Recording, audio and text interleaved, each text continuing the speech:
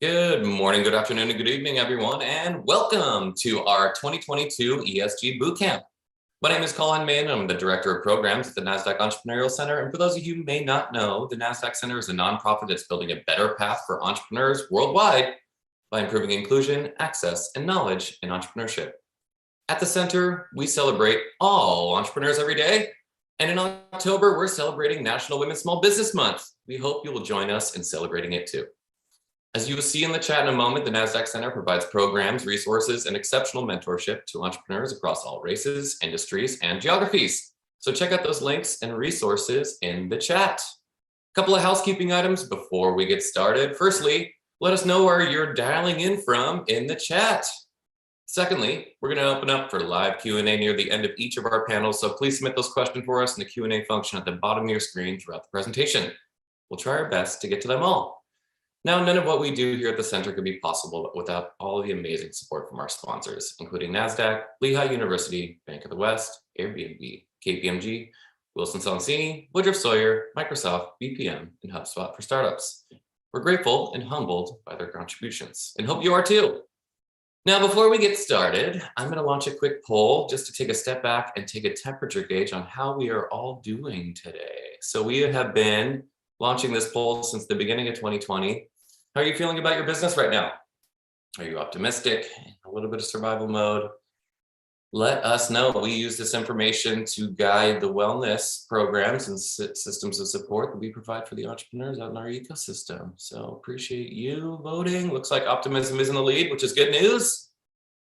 All right, Brooklyn, Los Altos, Las Vegas, Hawaii, good morning. Austin, Texas, Jersey City. All right, we got a bunch of time zones, locations, love it. All right, I'm going to end this poll, share those results. Looks like optimism is in the lead, which is good news on this Friday morning, but hopefully some of our upcoming programs will help with some of that survival mode and anxiety. So without any further delay, let's kick off the program with just a little bit of the overview of the agenda for our day. So the first panel, how ESG can create competitive advantage for entrepreneurs, will be followed by a quick 10-minute break. Then transition into our second panel where our panelists will share how later stage winners are looking at ESG and some pre-IPO implications. So this will be the same length throughout the entire session of the day. If you need to pop out and pop back in, but we can help you join for the entire thing. So without any further delay, please join me in giving the warm welcome in the chat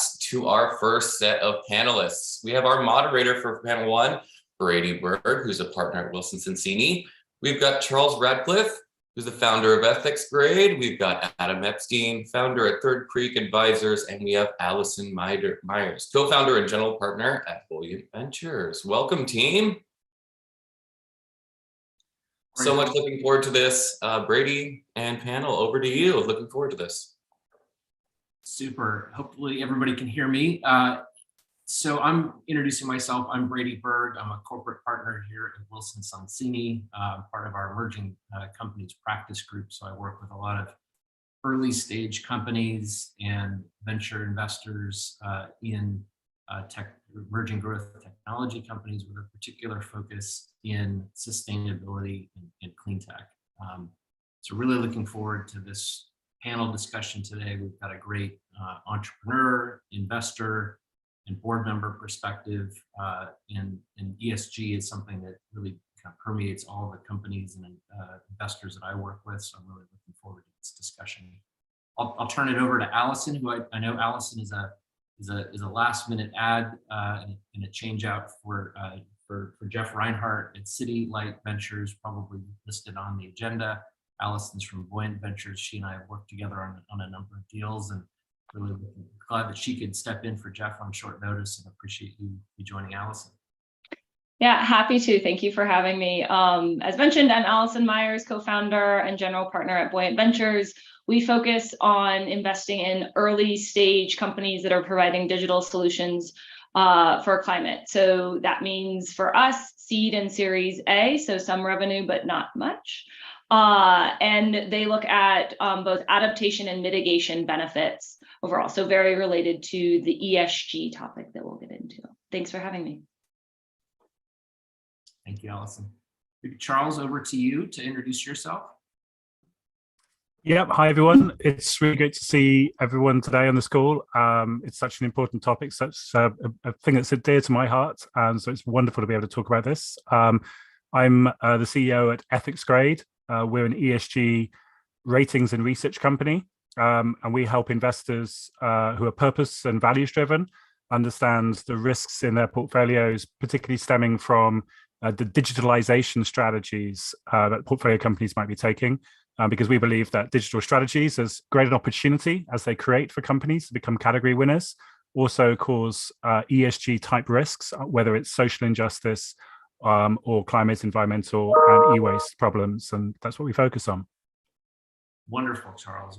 It's great to have you on the panel, and it's a really interesting company that you're working on. So I want to hear more about it. Adam, over to you for a quick intro. Good morning. I love that in the poll that that optimism trumped fear. That's very important for entrepreneurs. I secretly hope that a lot of the Q&A questions are directed at Charles about British politics as well. So the most salient part of my background is that I co-founded and co-managed a special situation hedge fund based in San Francisco that provided lots of growth capital to small cap publicly traded companies for many years. And subsequent to that, I founded a company called Third Creek Advisors, which essentially provides that perspective, the perspective of a former institutional investor, to the boards of not only pre-IPO companies, but also to small cap public companies. And I've been in my kind of relationship with the center. I was one of the, I think I was part of the first cohort of the Terrific Milestone Makers program, and have been involved ever since. Wonderful, wonderful. Glad to have you here, Adam. Really appreciate your perspective, wearing the board member governance hat in this discussion. So I'll start with a fairly long lead-in. I guess as a lawyer, I can't resist, sort of, just to frame it up, I mean, this panel is focused more on early stage companies and, the advantages, and risks and challenges of having ESG as part of a strategy for an early stage company. Later in the afternoon, there's going to be more of a later stage company perspective. But I do think that it's interesting, just sort of statistically, to think about the fact that there's been 19 billion invested in the clean tech sector this year. We're not through the year. That's in 500 deals. It's down a little bit from previous years, but I think this sector has weathered the storm of the economy better than others. We have the Inflation Reduction Act that everybody should be aware of, in the 350 billion plus, by some measurements is maybe as much as 800 billion. It's being put into this sector through tax credits and other incentives. That's adding certainly a boon to the sector, which is causing investors and companies to be attracted to all things sustainability and climate related. But then we've also got kind of the anti-greenwashing regulation that's coming down the pike, whether in Europe through SFDR and the taxonomy regulations. We've got the SEC with some proposed rulemakings that are really holding the companies' feet to the fire, who are claiming to have green benefits, or investors' feet to the fire, who are claiming to be sustainability focused funds, and really trying to measure the impact of those claims. And then we've also got social, the S part of ESG, right? We've got the California regulations around diversity on boards. So this is kind of coming at companies from all levels. But as a poor startup company, some of whom and startups are really have a lot of different gradations to them. You have everywhere from the two entrepreneurs and a dog in a garage. We're just kind of hoping to make it to the next level and kind of maturing as they go, but hopefully a rapid ascent, right? If we're taking the optimism. So with that backdrop, I'm going to turn it over to you, Charles, wearing the entrepreneur hat, to just say, what do you think ESG means practically for startups? was just thinking your two entrepreneurs and a dog in the garage comment. I'm just one entrepreneur in the garage, no dog. But the team is spread out all over the planet. And the benefit, I guess, we've had building a business during COVID was we had to make a call very early on. Where do we hire people? Do we hire people? What we would have done before COVID would have been just pick a location for the office and hire people within a geographical commute from there. We decided not to do that and just to find talent wherever we could find it. And that meant we've built a business where we've got people in Seattle, in LA, in Toronto, in New York. As you can hear from my voice, I'm on the little island just off the coast of the EU called Great Britain. And we've got people in continental Europe and also in Taiwan.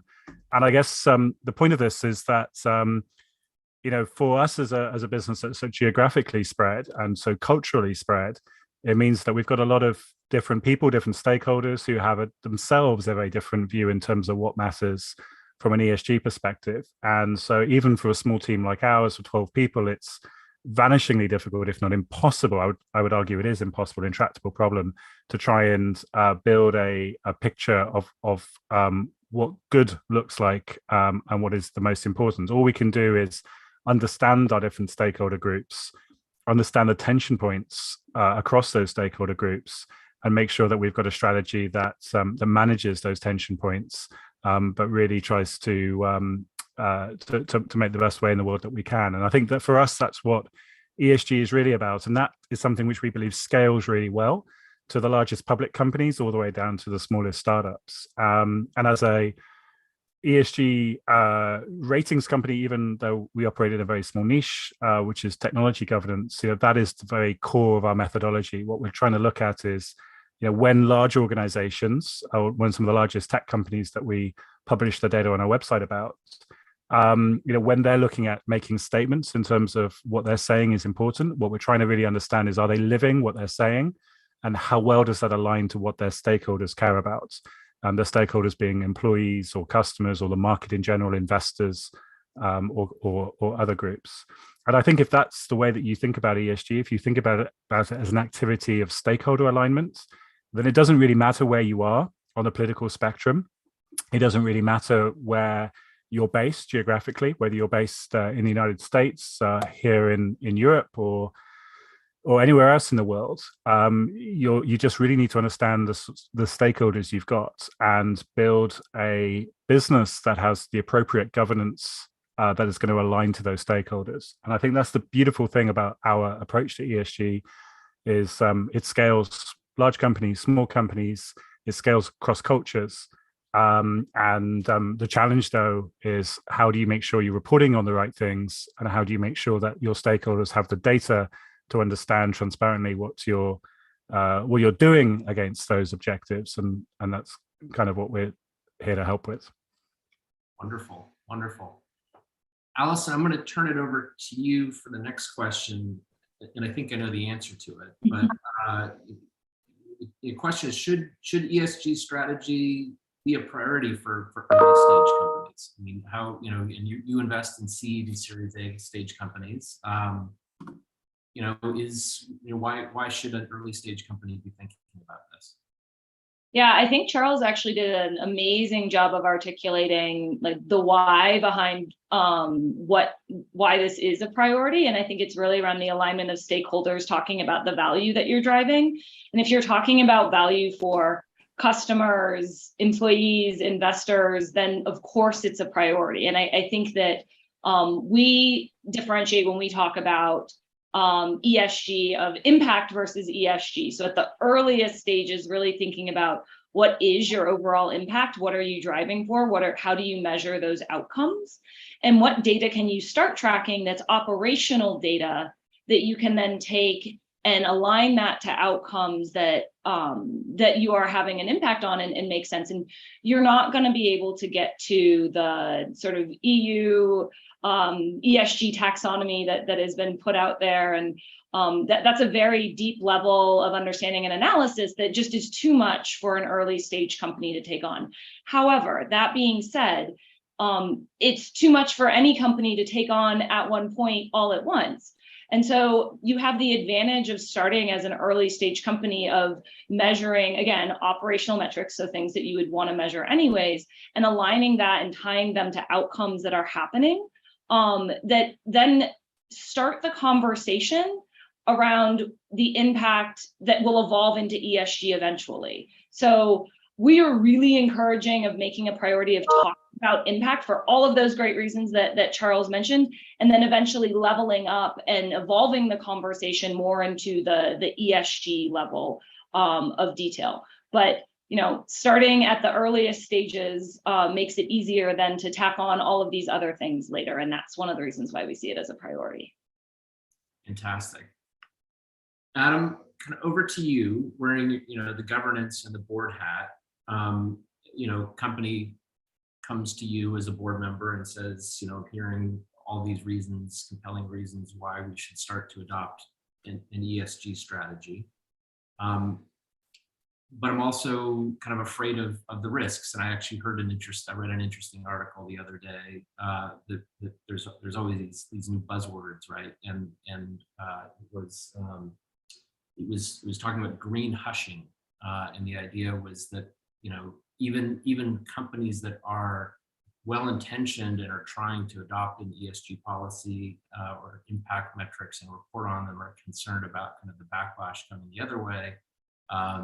That there's this deep investigation into greenwashing, that they just would rather not make it front and center. So just as a backdrop for this question, what do you see as the opportunities and the risks and challenges for startups, as a board member advising these companies? Yeah, well, I think you raised a good point regarding nomenclature, and I do think it's important to level set when you talk about startups. It's something that I go back and forth with reporters regularly. We all read these stories of a company valued at $3 billion as a startup that just raised $600 million, and I always ask the reporters, if that's a startup, what is Charles's company, right? What is one guy and a dog with some people spread out? So startup and early stage means, different things to a lot of different people. So that's one thing I think everyone needs to be careful about, the use of what kinds of companies we're talking about.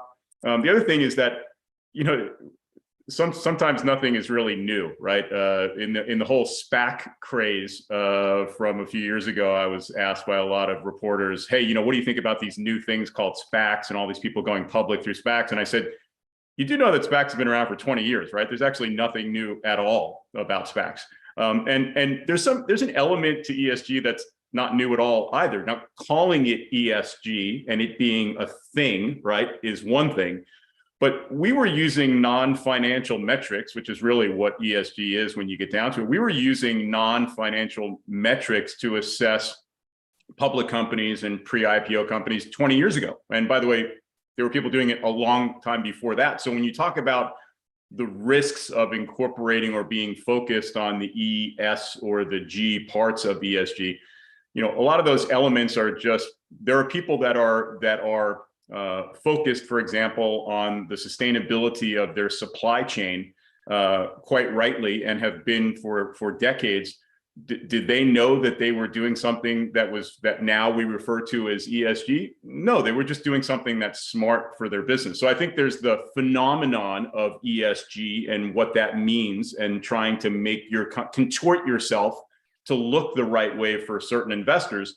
And then there's just the realities. And the realities are, when you think about a spectrum, again, I would say very candidly here, when you're two people and a dog in a room, you don't know that there's existential threats everywhere, right? You're just focused on, how do I make it to tomorrow? And then when you're a Series B company or a Series D company, or you're a public company, the existential threats begin to kind of winnow a bit, hopefully.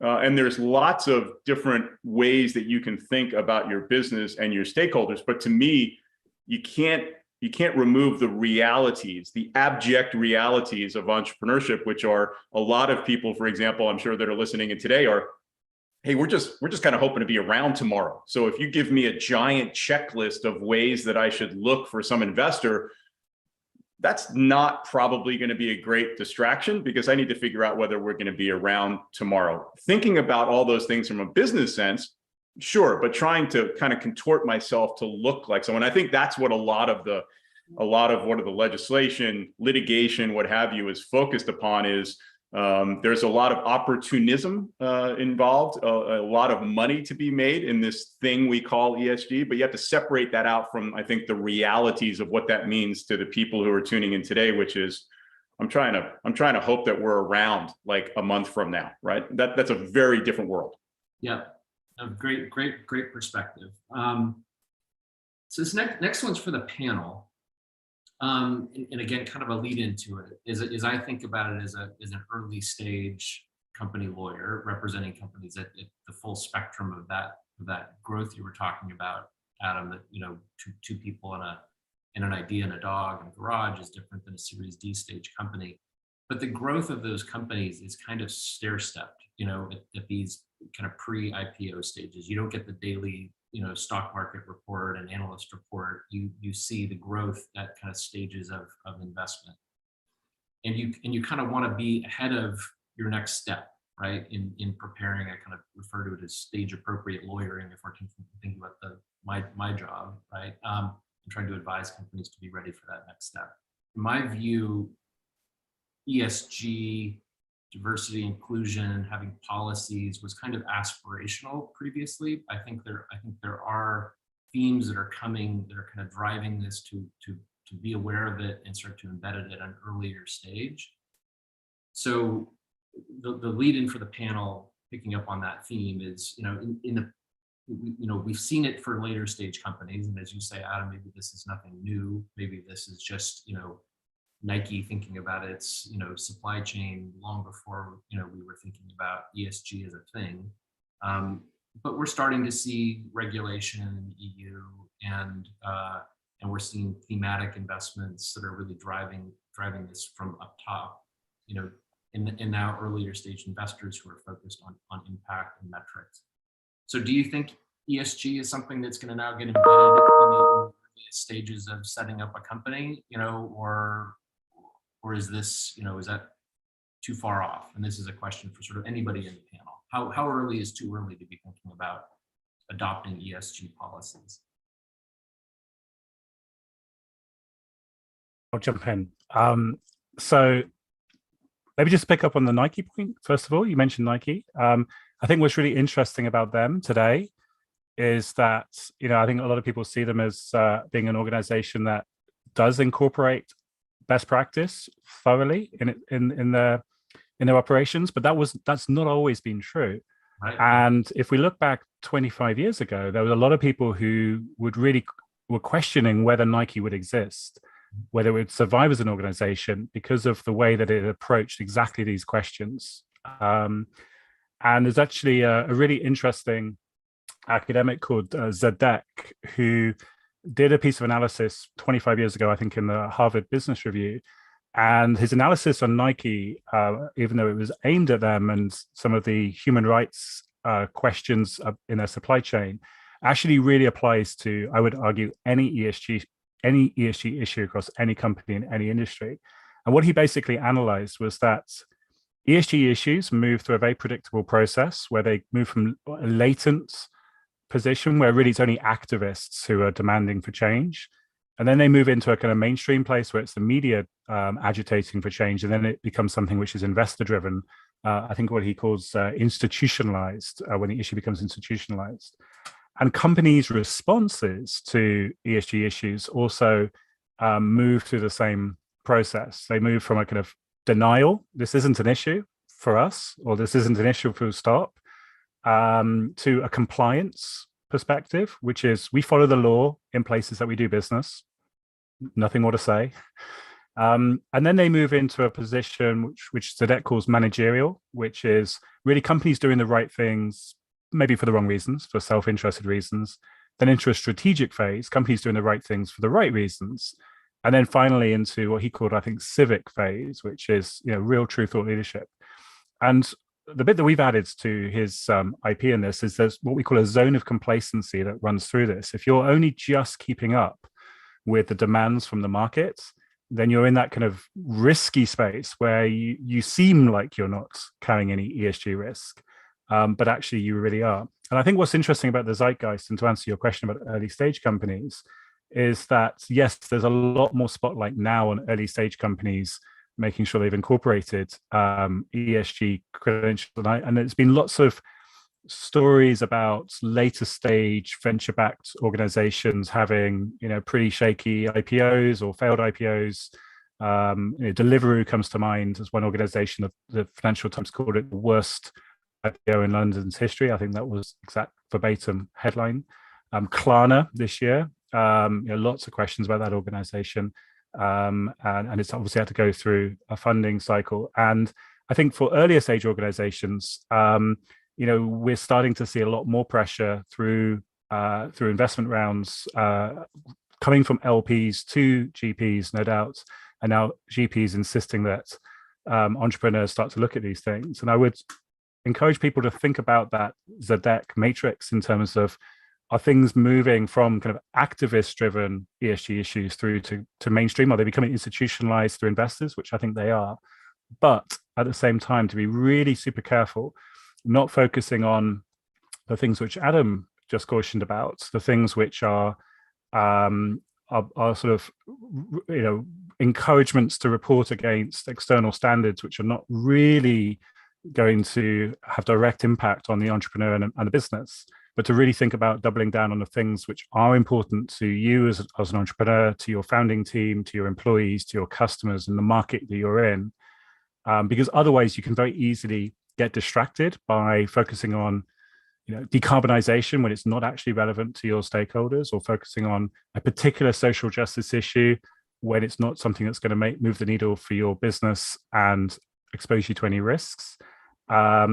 Because that's really, I think, where the origin of greenwashing comes from. Very well-intentioned people focusing on an external metric which doesn't really matter to the things, to the stakeholders that they have, and inadvertently causing themselves and their shareholders a lot of harms. And I think that was really the story of Nike. It was always a business that was well-intentioned, but made a huge number of mistakes during that very difficult period because they hadn't really focused on the right things for the right people at the right time.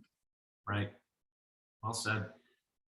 And any question for the panel? So Allison. Yeah.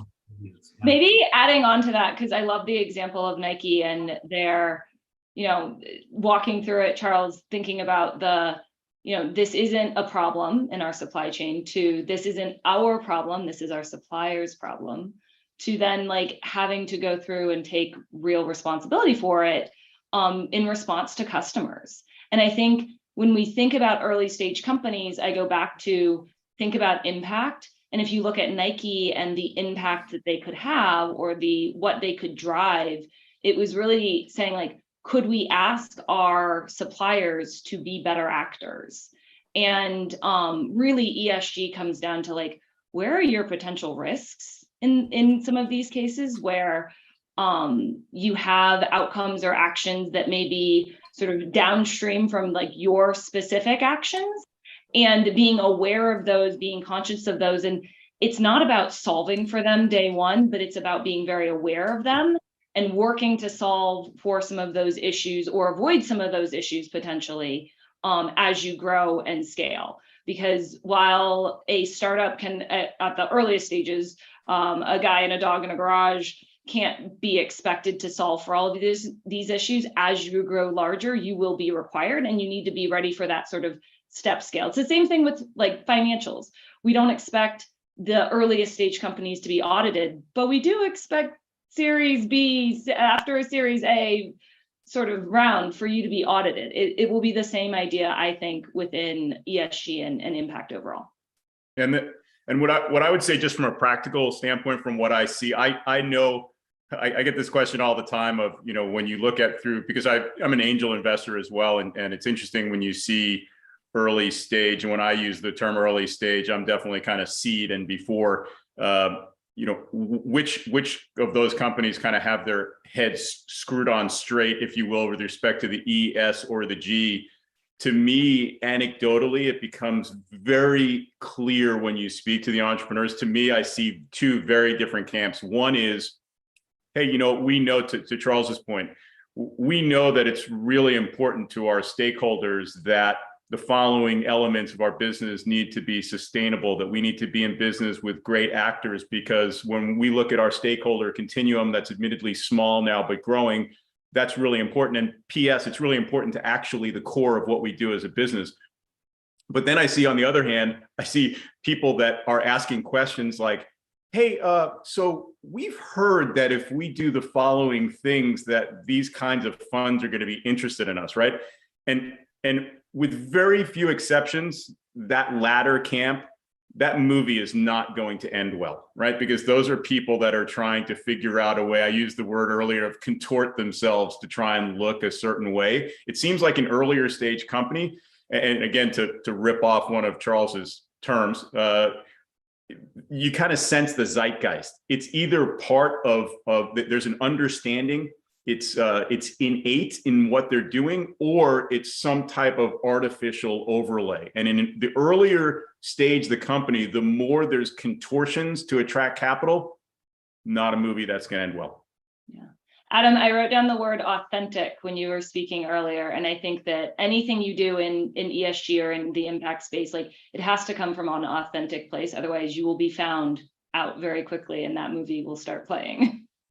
Yeah, great Reminds me word. of the book Built to Last, right? That I remember was sort of the Bible for startups way back when in the day. But just, the idea of Jim Collins' book about, building companies that, with the long view and doing it the right way.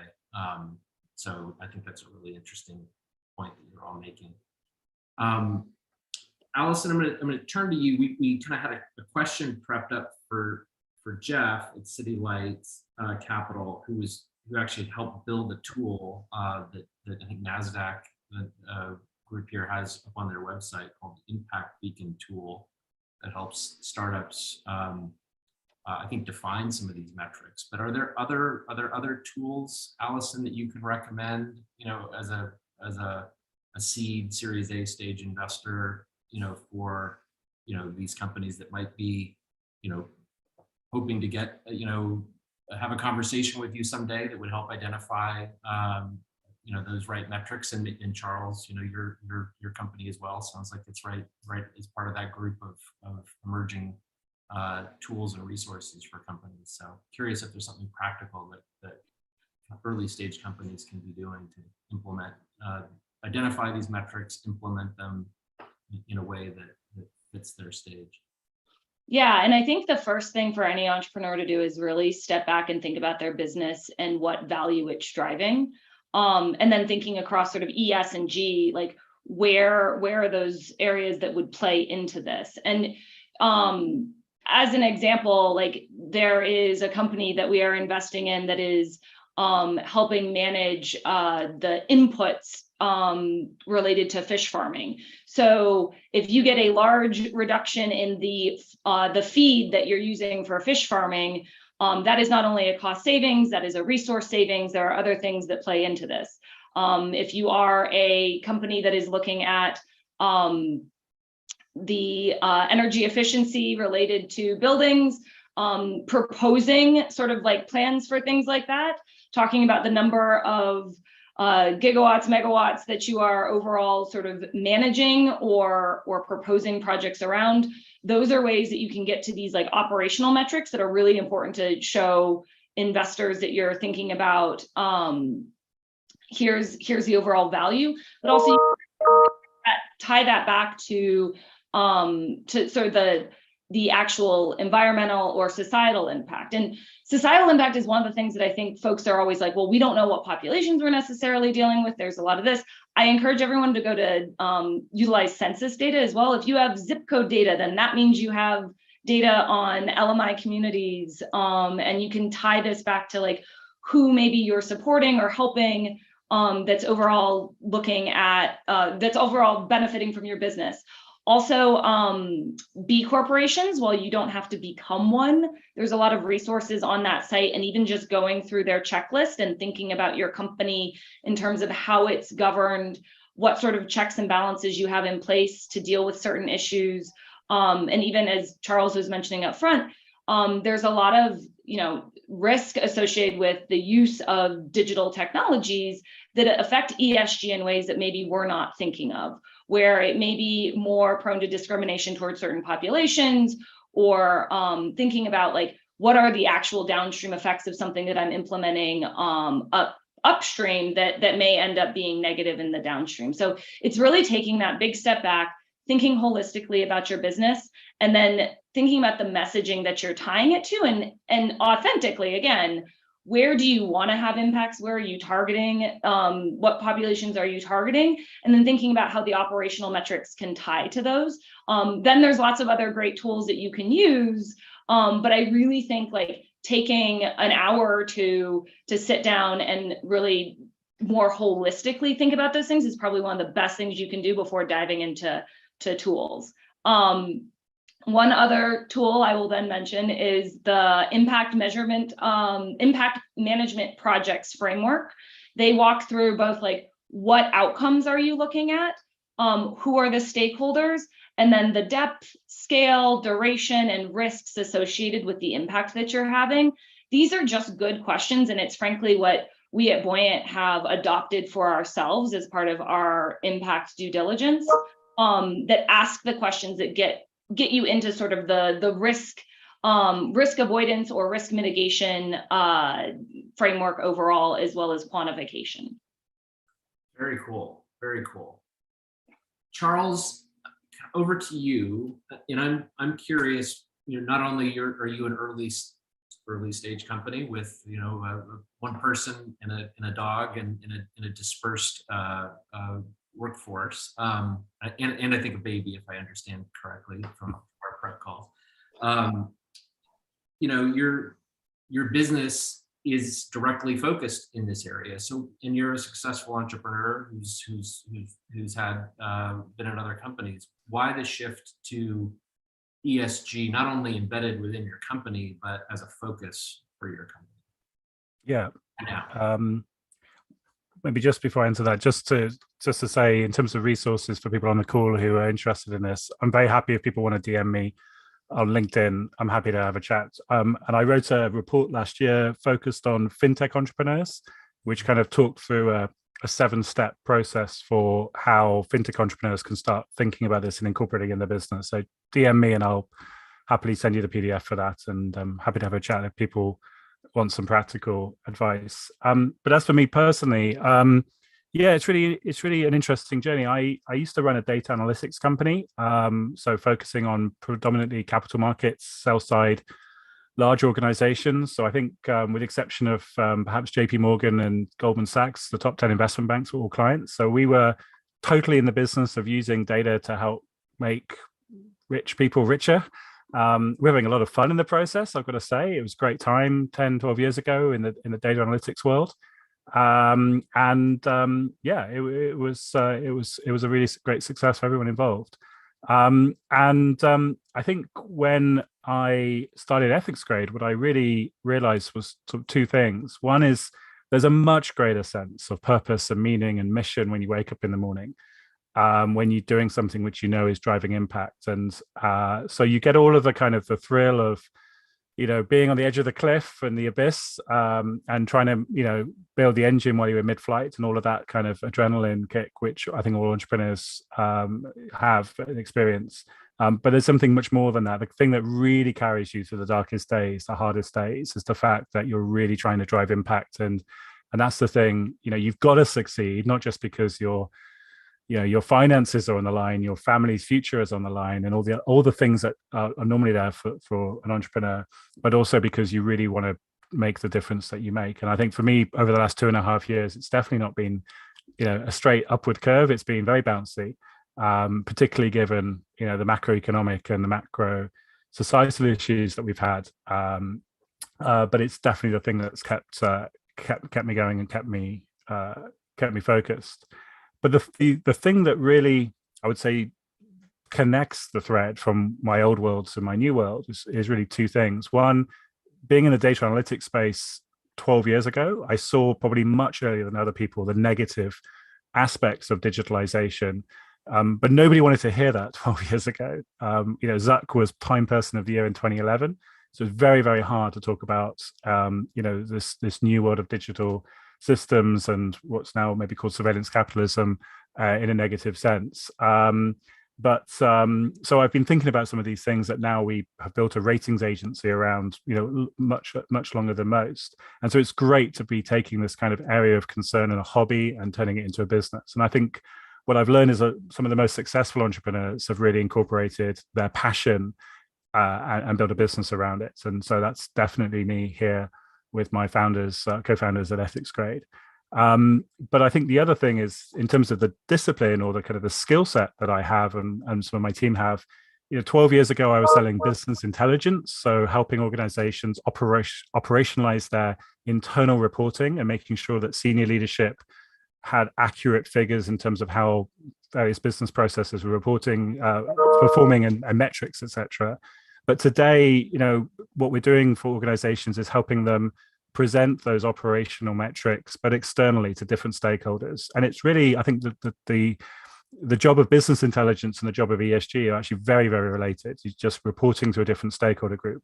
And of course, you can't report down to the level of detail and the KPIs that you would do internally. And yes, of course, there's an aspect of marketing and sensitizing that data and presenting it in a way that tells a story. But ultimately, I think the job is pretty much the same. And certainly, I think coming at ESG from a business intelligence lens, I think it has been particularly helpful for me in helping organizations get through these challenges. That's really fascinating. And I'm going to, we kind of prepared a little bit of a script here and had some questions. I'm calling a little bit of an audible. But I think this will wind up being a question for you, Charles, and Allison, although Adam may have a view as well. Feel free to chime in. Allison and I've had some previous discussions about, you can't manage what you don't measure. So starting to just have this conversation about this space, is important because it forces people to start to think about particulars. I do think this space, ESG, is so overwhelming because it's so many things. It's such a big umbrella. Even if you just break down the E and the S and the G, those are big umbrellas. And it gives, I think, some life to people that might otherwise criticize it as, I think I've heard Elon Musk, refer to it as a giant fraud. And there was the Economist article recently, and there's sort of a negative backlash against ESG.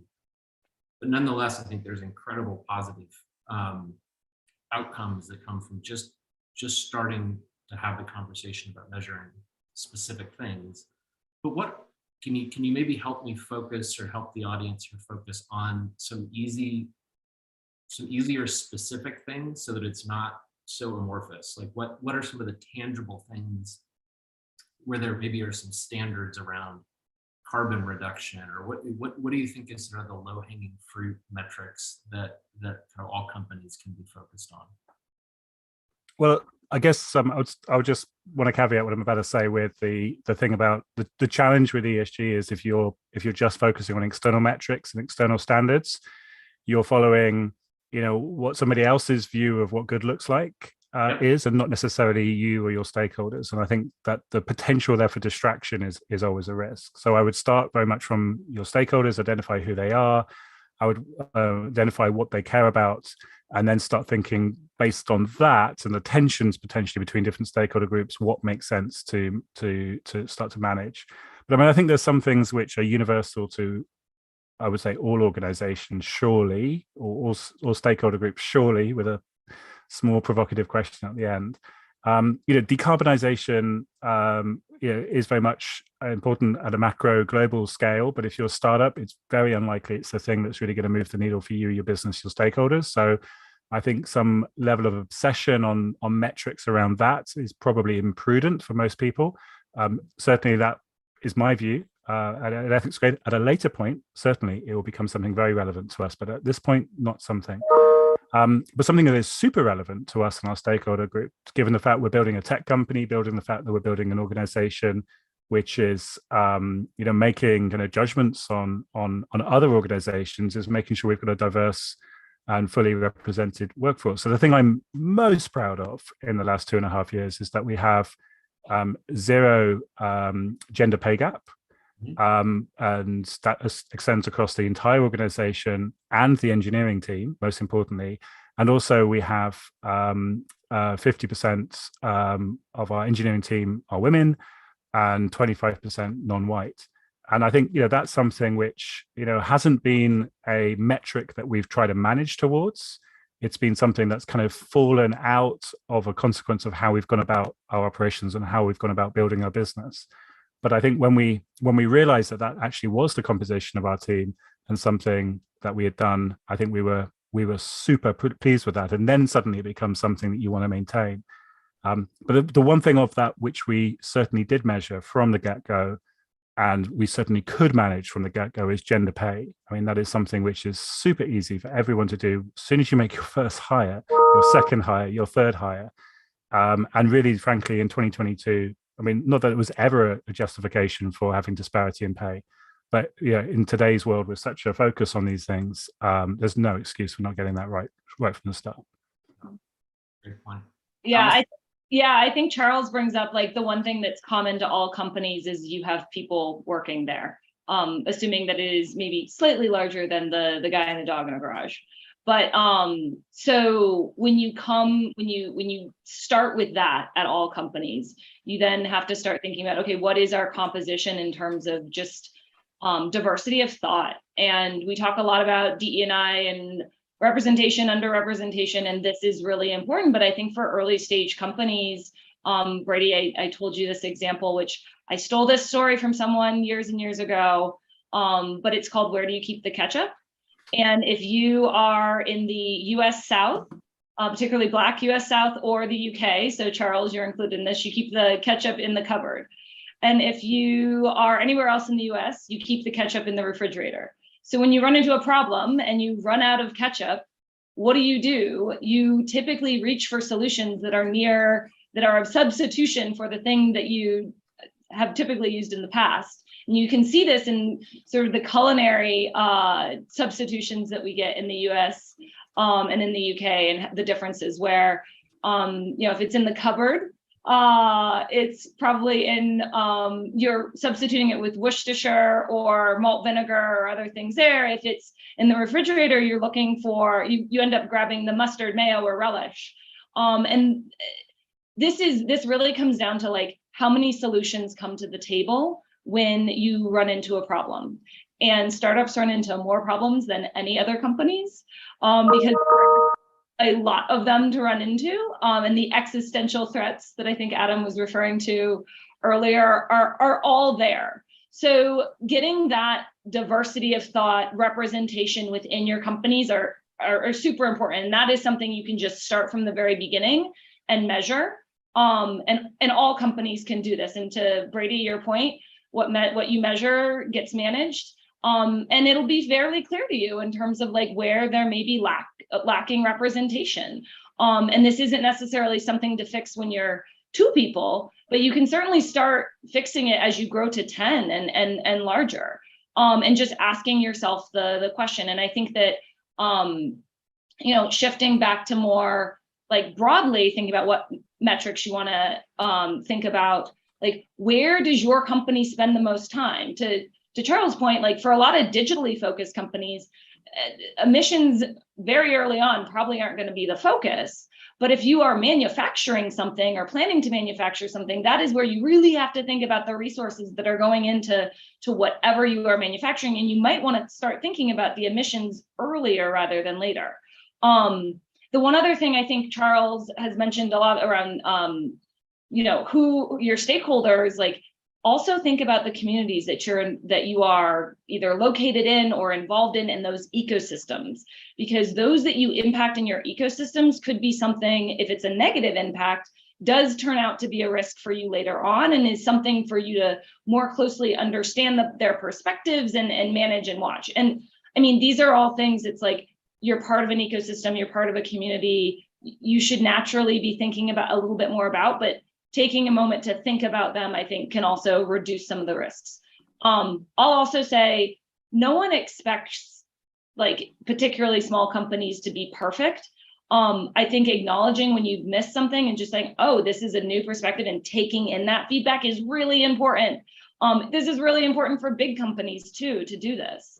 But sometimes I think we've worked so hard to get something right that we get very defensive around when someone calls out something that we may have missed, and being really open to feedback around ESG impact outcomes is something just to be very open about, and saying that's not a perspective I've considered before. We need to take it into consideration.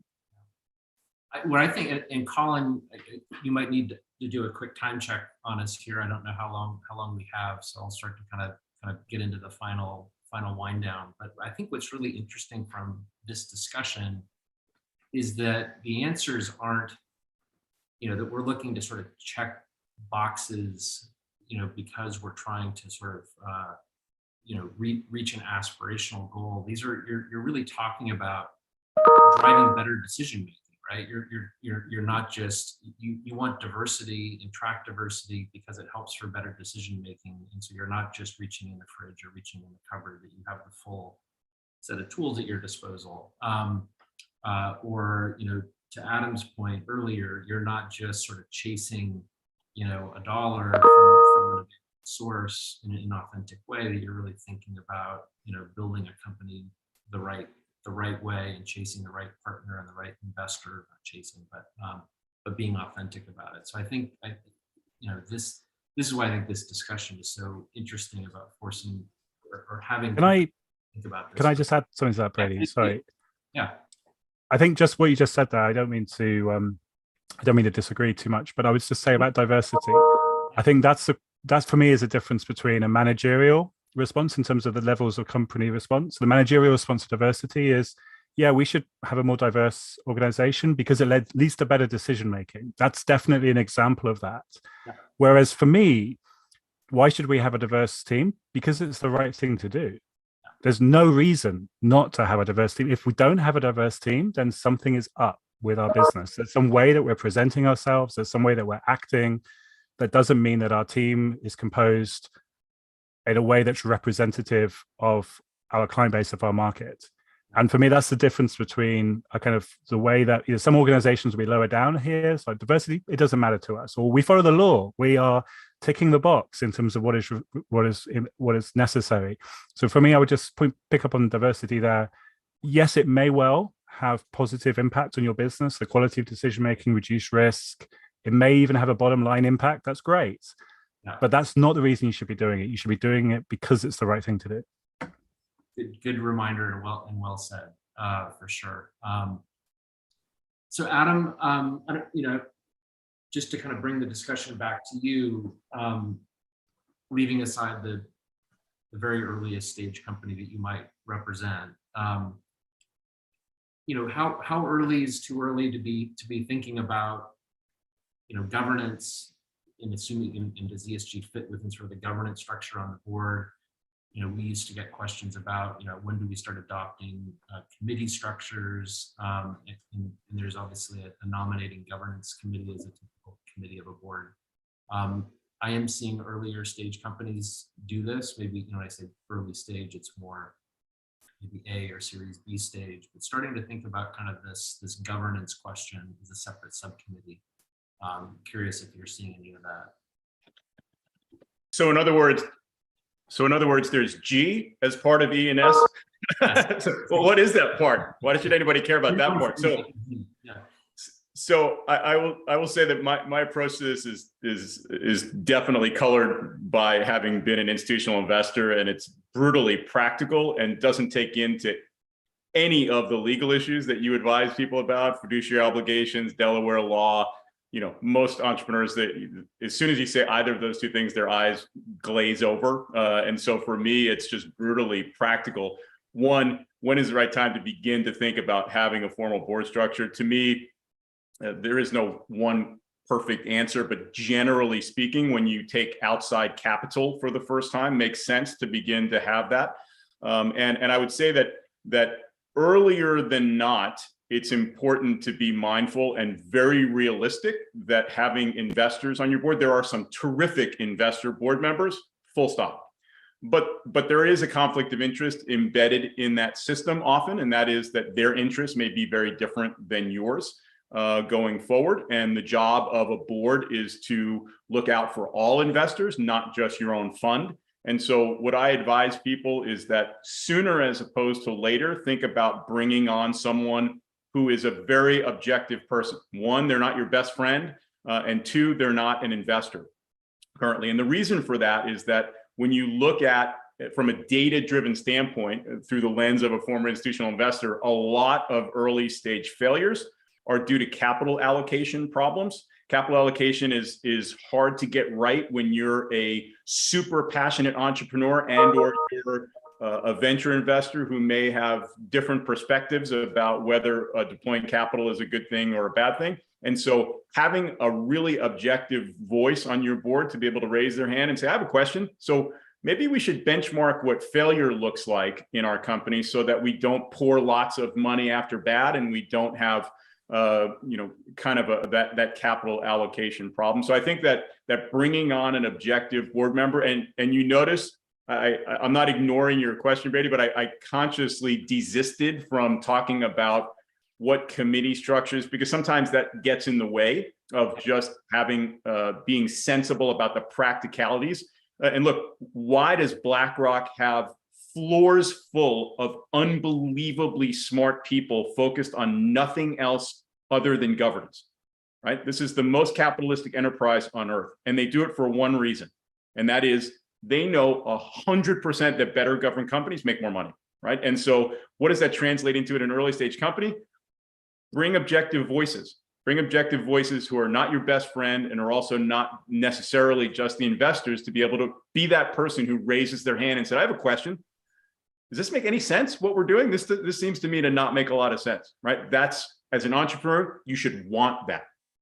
Yep. Well said. Well said. Colin, I see you're on mute. Are we supposed to save 5 minutes for questions, or? Yeah, you're doing great on time. If you want to cue key takeaways, and then we'll jump into some questions, and then we'll jump into our break. So you're doing great. Okay, great. Any final remarks from you, Charles, and then I'll turn it over to Allison and Adam, and we'll take up time for a question or two. Yeah, well, I mean, firstly, I just want to say thank you to the Nasdaq Entrepreneurial Center, particularly for their support of me and Ethics Grade and my journey, and for having me here today. And to any of the entrepreneurs on the call from early stage businesses who are looking for support and who are SDG aligned or ESG aligned, then yeah, definitely get in touch with Colin and the team, and I can vouch. You're going to get access to A-grade, A-star mentors like Adam, who really helped me 12 months ago. So the great thing I think for people in this space is it's never been a better time to be in this space and to get the support that you're going to need. And yeah, I mean, my takeaways here for the group are, the regulatory compliance stuff is interesting. There's going to be stuff which we're all going to have to do as the years march on. But really, the most important thing for you to do is to, identify who your stakeholders are, identify what matters to them, have some sort of systematic way of doing that, look at the tension points, and then manage the things that matter the most. And yeah, very happy if you want to DM me on LinkedIn. There's a couple of resources that I can point your way. I'm very happy to have conversations with people if they want more help. Awesome. I for one, Charles, will be DMing you after this call. Reports. I look forward to it. Thank you. Thank you again for jumping in on short notice. Your perspective was invaluable. Any final remarks from you? Yeah, I mean, just building on what Charles said, I do think this is a lot about you figuring out what's best for your business and doing it authentically, and really starting to have the conversation with, not just in your own mind, but with others on like, what are the impacts that you're having? Because that'll lead you into the ESG realm when you're at later stages. The key thing here is really making sure that you're correctly articulating your value, as well as, I mean, to Charles's point, doing the right thing. There's a lot of companies out there that are making widgets, but there is never been a better time, and there's never been more high quality talent rushing into the space of trying to do something that means something to them, which is really exciting. Very cool. Adam, any final remarks? Yeah, it dawns on me following both of both of these guys and talking about this subject. It's kind of like being a comedian going on after Dave Chappelle. It's a little unenviable position to go on after these two. But I will say, what's really interesting to me about ESG, again, there's a lot about ESG is not new. Been around for a lot of the elements of it. Been around for a long time. But to me, what sets up the next few years in this ecosystem that's fascinating to me is this rub between authenticity on the one hand, what's right for you, what do you feel is important about your business? You know, you heard Charles talk about diversity and pay equality and all those things, and that this is what to me is this is what's right. That versus this kind of didactic element in the upper reaches of the ESG world of you have to do this, and we're telling you that this is right. That I think is what, you know, that rub to me is fascinating, right?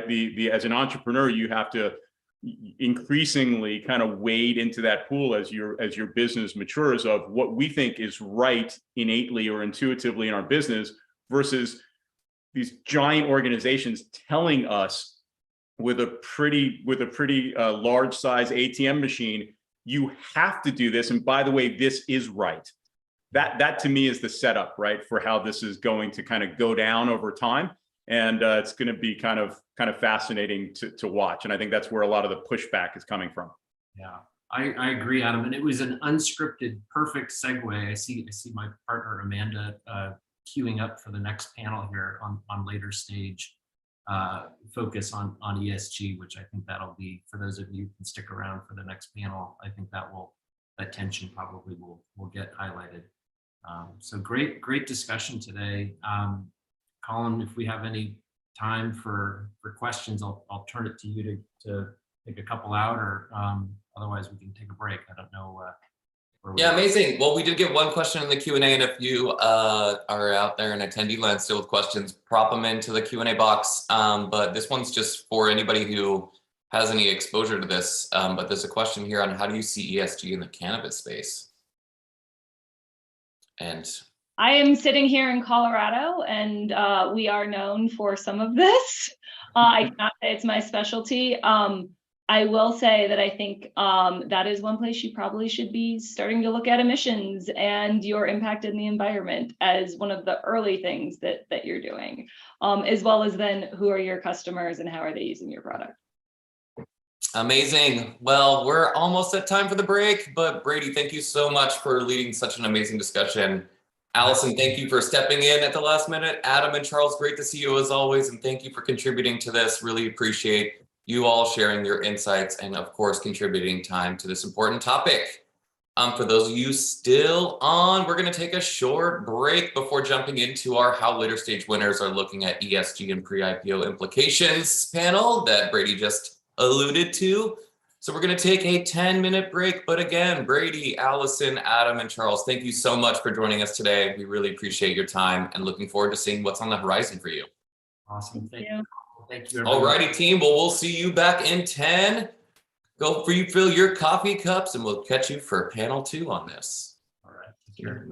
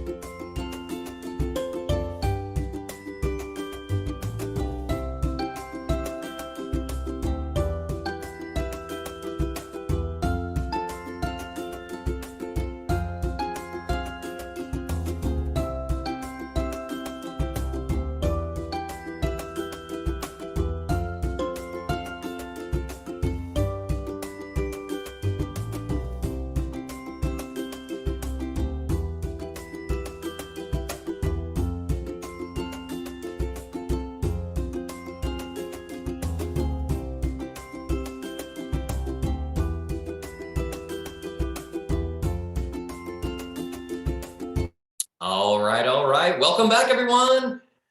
We're thrilled to launch into our next panel on how later stage winners are looking at ESG and pre-IPO ESG implications. Quick note, we're going to open up for live Q&A near the end of our session, so please submit those questions for us in the Q&A function at the bottom of your screen throughout our discussion. So without any further delay, please join me in giving a warm welcome in the chat to our special guests for this next panel. We've got Emily Mentz, who's an ESG advisor and climate tech co-lead at Nasdaq.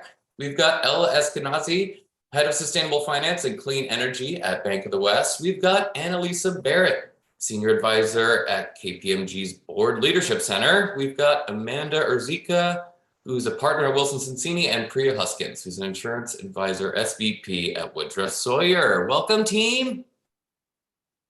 Looks like we have a couple who haven't joined video, so we'll get there. But looking forward to this panel, so much to cover. And I mean, just coming out of the Verge Sustainability Conference, which I'm sure Emily has some updates from, really looking forward to this discussion. Lots going on in this world. So let's just go around, and I'd love to just do a quick intros from each of you to talk a little bit about what you do. So let's start with Amanda.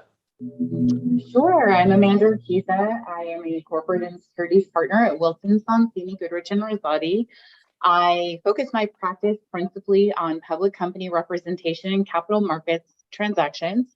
I love taking companies public and transitioning them from private to public companies.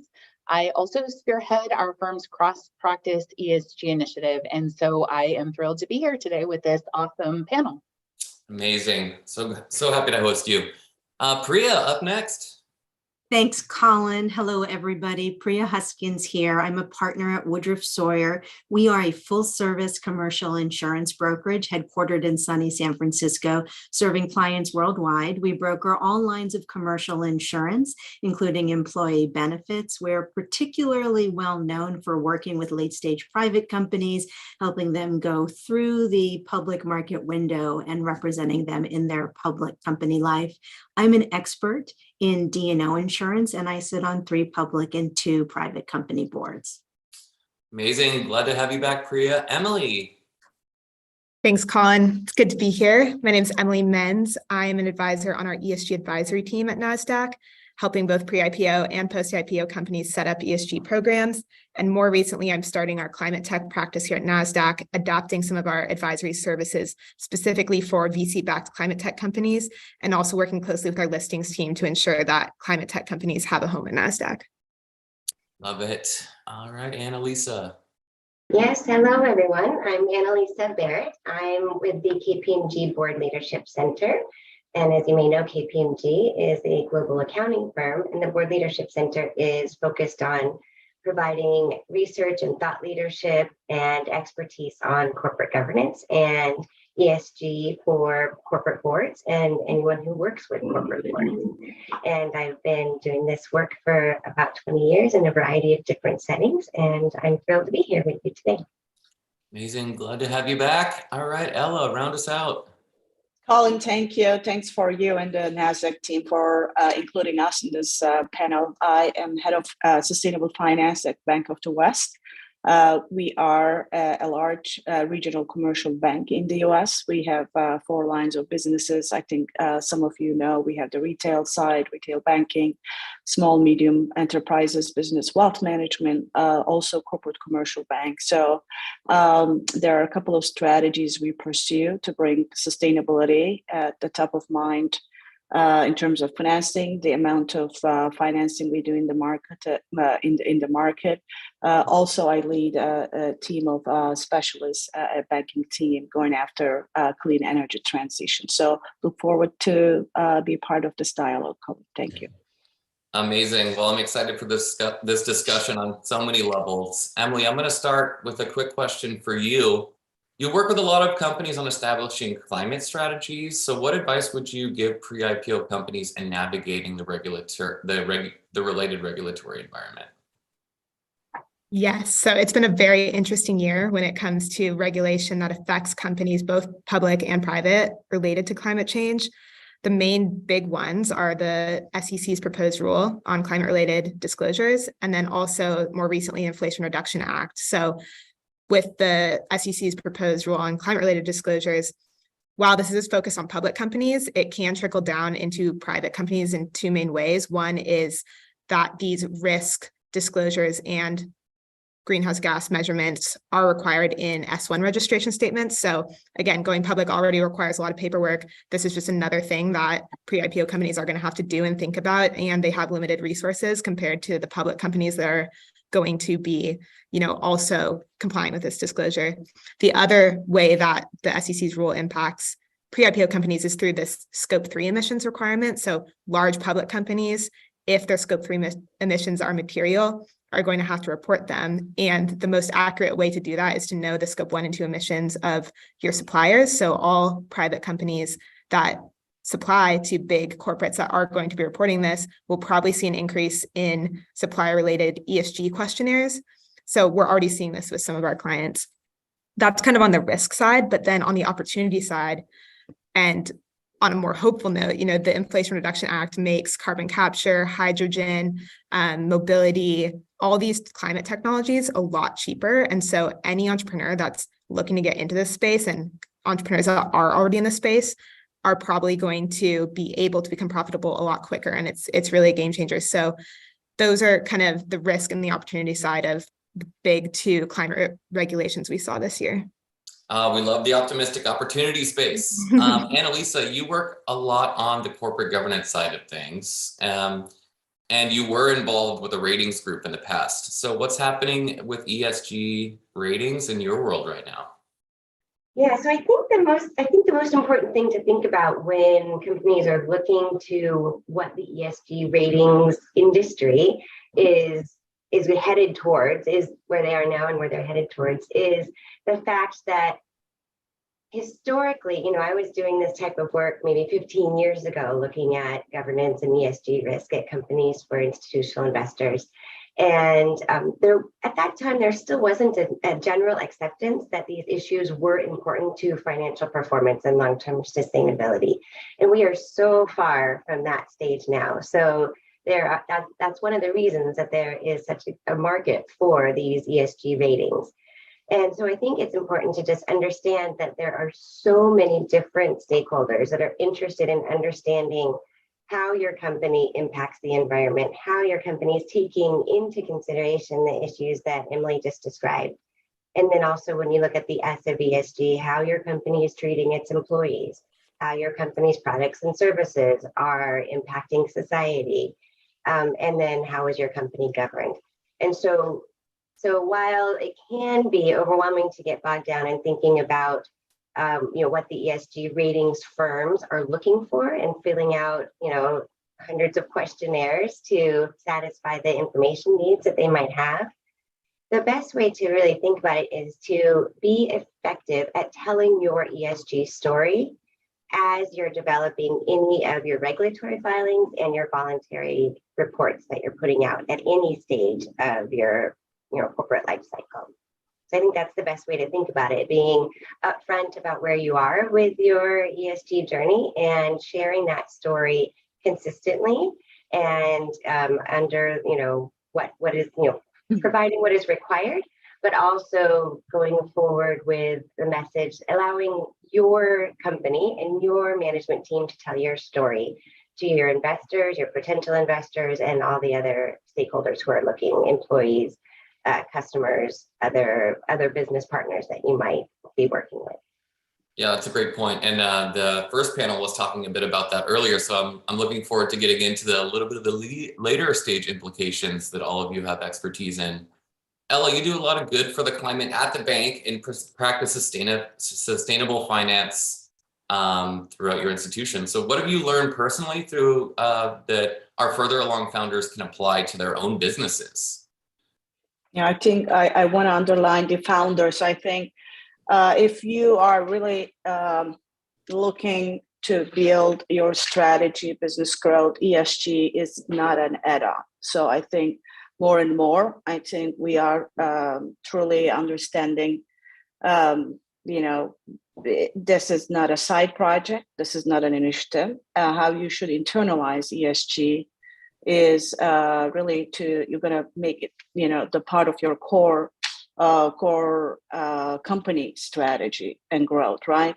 And yet there are increasing regulations, there are increasing pressure points in the market.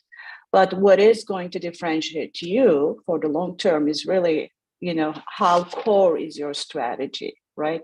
Incorporation of certain factors, understanding the risk factors around your company in the industry, how you are thinking about minimizing those risks, right, are going to really help you in the long term, right, in the long run. But also we're talking about positive impact. It's not just financial performance anymore, right?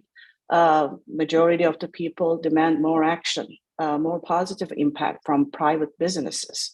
So again, it's another way of how are you going to give that positive impact in addition to maybe mitigating all your risks. So it's really, ESG is going to be how you're going to run your business, right? So that's important how you think about it internally, every function in your company.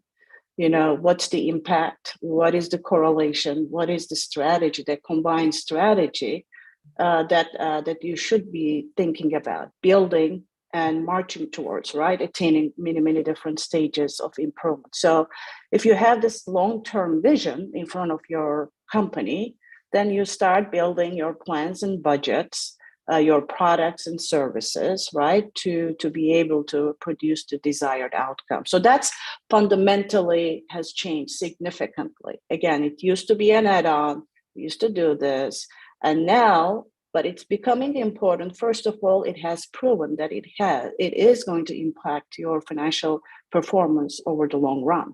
A lot of studies has been done, either on E factors, S factors, G factors, right? That we all learned that overall, these are important non-financial factors contributing to the financial performance of the company, right? So that's, I think, what we have evolved and how the industry has evolved. Majority of the people, majority of investors think that there is a fundamental value that private businesses play, either you're public or private, it doesn't matter. Majority of investors, majority of people think climate risk is a real challenge, right?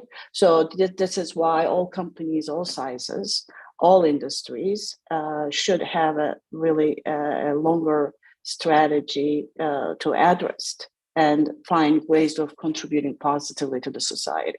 Colin, I don't know, I went a long way explaining, but that's, if again, we're talking about the founders, we're talking about entrepreneurs, how they should be thinking either on the services side or on the product side. It is really the core strategy. I love that. And you mentioned a bit about regulation, and good thing we have a lawyer on the panel and a couple former ones too with Priya. Amanda, Emily talked a little bit about this, so I want to double click into the current regulations in ESG, and then also, what do you think the increasing focus on ESG from a regulatory perspective will look like in the US? Yeah, absolutely. So as Emily mentioned, we are seeing a focus on ESG, a large focus on ESG across the regulatory landscape. Over the last couple of years, we've seen a lot of activity coming out of the SEC. I'll do a quick double click on that. We've seen several divisions progress ESG related initiatives. We saw the Division of Corporation Finance increase its focus on climate related disclosures based on its existing guidance from 2010. It issued a sample climate related comment letter at the end of last year and issued comments based on that comment letter to a first tranche of investors at the end of last year and continued this year. And so we're still seeing issuers continue to receive those comment letters. The Division of Examinations announced climate related risks as an examination priority. The Division of Enforcement, as many of you know, formed a 22-person task force focused on identifying material gaps or misstatements in companies' disclosures of climate risks. And they started last year bringing enforcement actions related to false and misleading disclosures, and that's continuing this year. The SEC has also advanced several new ESG rulemaking agenda items. Emily touched on the climate disclosure rules, which we were anticipating this month, but are likely delayed until next year because of the reopening of the SEC's comment period on them due to a technological glitch.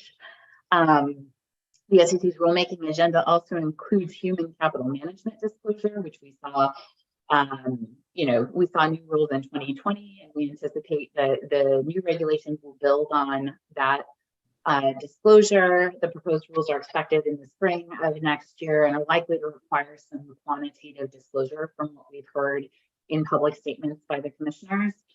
And the SEC rulemaking agenda also included corporate board diversity, with a proposed rule also anticipated next spring.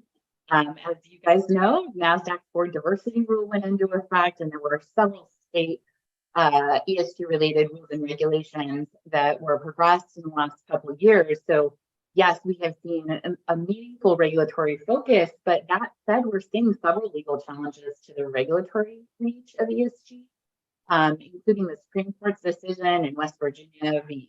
EPA, which creates a precedential challenge related to the SEC's regulatory authority on climate. The California diversity rules were struck down this year. There's a current legal challenge to the Nasdaq diversity rules. We also have midterm elections coming up, which could shift things from a regulatory perspective. So there is some uncertainty, I think, in the direction things will go in terms of the reach of ESG regulation in the future. But we are definitely seeing its presence now and a huge focus on it. So I anticipate we'll continue to see a focus on it. But I think that there are some big questions right now, and we're at an interesting time in terms of the scope that we'll see in terms of regulatory reach. Yeah, so no crystal ball, but a lot on the horizon. Priya, you mentioned you serve as a board member for private and public companies, so are another governance expert. And so how have you seen board conversations evolve over the past few years? And how are insurance carriers reacting to the rise of ESG issues? Well, thanks, Colin. Great questions. I first want to start by saying most well-run companies have been thoughtful about governance for a long time. Governance, kind of per se, is something that late-stage private companies tend to focus on as part of their IPO readiness journey. So that's not new. What is true, though, is that in the past several years, boards have gotten a lot more serious about the E environment and the S, social and ESG. And I have to tell you, a couple of years ago, I think we were still seeing a lot of, some version of the 5 stages of grief, right? Denial, anger, bargaining, depression, acceptance. And I know that sounds terrible, but it's so much about having more burdens placed on a company that can feel like it's outside of the 4 corners of running the business. It's also particularly uncomfortable for board members who grew up with the shareholder primacy model versus the stakeholder model. And that's real. Like if you were trained to think only about shareholder value in a very narrow sense, the idea that you're now going to pivot to something very, very different is extremely uncomfortable. That discomfort can't be overstated, at least a couple of years ago. I think at this point, we are well past a lot of that, and it's for a couple of reasons. And the first is investors want this focus. So if you believe in shareholder primacy, then it follows that you have to care about what your investors want, and shareholders, it turns out, they're not a monolith, but we can hear loudly and clearly that many care about these kinds of issues, ESG issues. And the other big driver is employee followership. This is again tricky because, like shareholders, employees aren't a monolithic group. But we all know we've been at a time of exceptionally low unemployment, and employees are delighted to exercise their employment choices in favor of companies that have real values. And I do want to emphasize this, what I'm saying is not just a Silicon Valley or California phenomenon. This is something that my clients in the Midwest and elsewhere talk about very routinely. So I think that's the state of play, right? Most board members are aware of some of these business drivers. So either they come to ESG issues with kind of a sincere open heart, or they get the business case. In the end, they get there. Colin, you also asked about insurance carriers. Insurance carriers are primarily concerned about whether their insureds can handle the new demands. So if you're a late stage unicorn or a new public or even a mature public company, the question insurance carriers are asking is whether you can demonstrate that you've thought about the issues impacting your business and you have a plan. So the proposed climate rules are a perfect example. And the question is not whether you're going to execute perfectly, but more, is there a plan to handle that set of rules and other rules as they roll out? It's sort of like asking a company like, hey, are you prepared to run a marathon and you've never done a 5K, right? That's not going to work. It's going to end in sorrow and possibly hurling. So earlier stage companies and mid-stage companies have to train up so that by the time they're getting asked these questions, they have real and credible answers. Yeah, I think that's super great advice to be a little proactive. You mentioned a bit about the investor side of things, and Emily, you work with a lot of pre-IPO companies on ESG and also used to work on the buy side as an ESG and climate analyst. So why should a company get started earlier? And what are some of the KPIs that demonstrate value from the investor's desk? Thanks, Colin. Yeah, so as Priya mentioned, investors are asking about this these days. And so if a pre-IPO company does want to go public and that is your exit strategy, it's just becoming more mainstream now that it's expected of earlier stage companies once they go public. And so why should they get started earlier is mainly just it's cheaper and it's going to save you a big headache when you do decide to go public down the road. We also touched on today, it's easier to set things up early and then have that integrated into your business model rather than adding that on after the fact. And so then moving into kind of what KPIs demonstrate value, these are usually going to be the ones that are most closely related to a company's core business. So from both the risk and the opportunity side, if you are a manufacturing company and you're very energy intensive and energy is also a big cost to your business, investors are going to want to see how you're managing your energy usage and what targets you have to increase operational efficiency.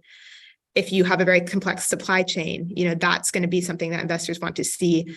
What are your metrics around supplier audits and risk assessments? And that has, an impact both on social and environmental aspects of the supply chain, but also the business's resiliency.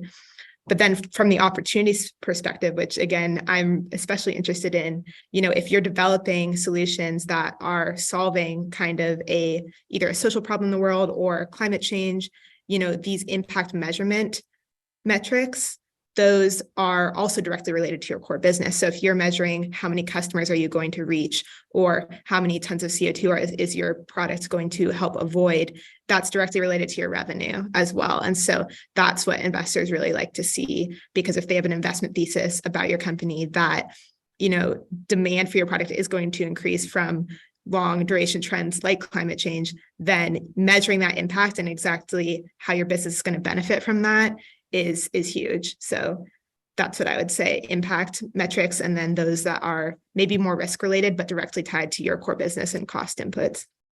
It's super helpful. To change gears a little bit, Annalisa, there's the California Board Diversity Law that's proposed and is going through its own little cycle right now. But how does that change the way that companies outside of California are governing their boards? And what does this mean for growing companies in general?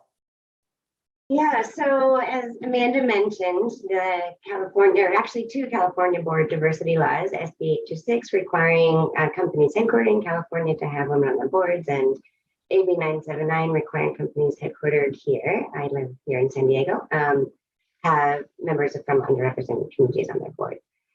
Both have been struck down and are going through their own legal processes, but I think that the more important kind of takeaway from the fact that those laws were passed by our legislature here is the increased attention focused on the benefits of board diversity. And, not only here in California, there has been momentum around the world for several decades on this issue.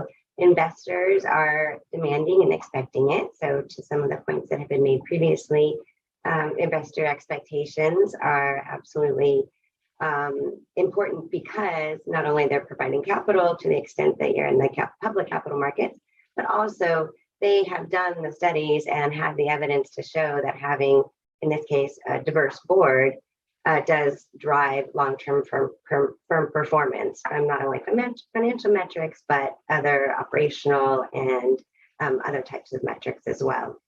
And so, so the conversation about the importance of having a diverse group of people serving on your board has been elevated, and that fact has been established. And so companies in the pre-IPO stage, there's expectations from a variety of capital providers that that boards are diverse even at that stage. And then certainly post-IPO, quite a bit of scrutiny on companies, and of course the Nasdaq listing requirement will make a big difference there as well. But I think that it's so in terms of how it affects governance, we again, studies have shown better decision making amongst diverse teams, and anecdotally what we're seeing is that so many boards that were previously non-diverse and had members that were typically historically white males in their 60s and 70s, compared to, or even introducing diverse members into their mix, have talked about the fact that the deliberations and discussions that are taking place in the boardroom are more effective. Management teams are reporting getting better advice and better questioning from boards that have members from different backgrounds and have different life experiences. And also employees and customers are also looking to leadership of the company broadly to ensure that the leadership of the company looks like the customers that are buying the products or services provided by the company, and employees are looking to see if people in senior positions at the organizations where they are working every day, do they have people that that like them in those leadership positions that they can aspire to? So at the kind of late stage company stage, it's important to think about, as you're developing your board, no matter what your exit strategy is, how important it is to have a group of diverse people serving in that advisory and oversight capacity. And also thinking about your internal policies regarding allowing your senior executives to serve on other boards, and whether or not you have sufficient development opportunities for your senior executives to share their diverse experience with other companies as well. Oh, I think that's solid advice. Ella, we've been talking about measurement in a couple different avenues today, but from your perspective, what are some key indicators from the environmental lens that are easy and, more importantly, important to record as a growing company? Well, I would start by saying I don't think anything is easy, so I don't want to downplay, the impact or the necessity to build a measurement system, being able to capture data, especially on key high-risk areas. I think it's fundamental that the companies put in place the right controls, processes to be able to produce the right outcomes. But it matters, Colin. It differs from industry to industry. But there's a lot of scrutiny because of the rising temperatures, right? There's a lot of scrutiny around carbon emissions, GHG.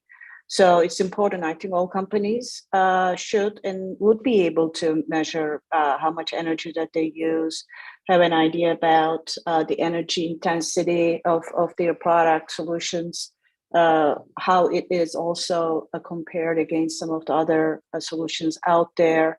So I think, and there's going to be increasing, because of the upcoming regulations, increasing intensity of these will be looked at. Operational boundaries, scope 1 and 2 that we spoke about. Scope 3 is also important. But so the answer is really depends on maybe the industry, because I know there are a lot of different participants in this call. If we are talking about food, ag, type of company, water is also important. Water footprint is important, especially making sure that there's not huge water risks that can impact the company, their operations, or where they are procuring their kind of main products, ingredients. If you're talking about, again, for companies with, especially in the manufacturing production space with the global footprint, then supply chain, you may just be putting it together, but 99% of your products may be purchased and procured and processed outside your boundaries. Then you have to find a way to influence your suppliers, right? So it's still the same. Definitely they understand, the resulting energy, the embodied energy that arrives, is also under your realm, right? In addition to that, there are other social implications, especially if you're commanding a global supply chain. But again, if I would say easiest would be scope 1 and scope 2. That's what you control. How grid your the grid mix, where you're getting your energy. You can also find ways of deploying renewable energy. There are solutions out there. If you have assets, land, rooftop, you can always procure solar energy. You can get into longer contracts to transition to renewable energy. You can be part of community solar projects. So I think scope 1 and 2 to transition to renewables is the easiest. Prices have come down. There are a lot of options for you to make a direct impact or indirect impact. But it's not just GHG, it depends on the industry, maybe water, waste, because we are also talking about building a circular economy. So there's less energy use, less of any natural resources used. So the more that your business model can tap into those waste streams or can find a way to manage the circularity around your product all the way to the end use, and then maybe retake, then you would be making a positive impact. Love that, Ella. And speaking of measurement, disclosure is often something that public companies have to do. And so, Amanda, how have public companies been approaching ESG disclosures ahead of the forthcoming climate, human capital, and board diversity rules? Yeah, that's a really good question. I probably should mention, disclosure is, we often think of disclosure, especially in my practice, as a mandatory requirement under regulatory rules. But private companies are really, disclosing these days and including information in the public domain, on social media, on their websites. And I would say that companies' disclosure practices are across the map on ESG. Companies have very different drivers of their commitment to ESG and their approach to disclosure. Some companies have, as I think several have mentioned on this call, a sense of corporate purpose or corporate culture that drives their actions. Others have board members, or others have, board members, as I was mentioning, or management team members that principally encourage movement on the company's ESG initiatives. Others are driven by strong institutional investor expectations and policies, as mentioned, which are not expected to go away anytime soon and are likely to increase and be augmented. Others are just looking to be prepared for embedding, the necessary disclosures in their filings as, they're finalized. And so as a result, I'm seeing some companies that are very, very active in expanding their voluntary disclosures on climate, on human capital, on diversity, all things ESG, including under specified frameworks. Some companies are engaging third parties to assess their emissions now because they plan to disclose the information, even if the SEC rules don't require, emissions disclosure. Ultimately, I have other clients that are taking a very light approach or even taking a wait and see approach until the rules are final. But I do think that for those companies that are either public and, taking a wait and see approach or waiting to go public, there are many things that you can do as a company to be prepared, whether you're public or private. So you can make sure you understand your peers and what they're doing and what they're disclosing. That applies to private and public companies. It's unlikely companies are going to scale back their disclosures in light of new rules. So it's helpful to know and understand whether you're in line with others in your industry or companies of comparable maturity or size. It's a great opportunity to know your investors' positions on ESG. Also true for private and public companies. Many private companies have investors that care deeply about ESG or invest in companies that are committed to ESG.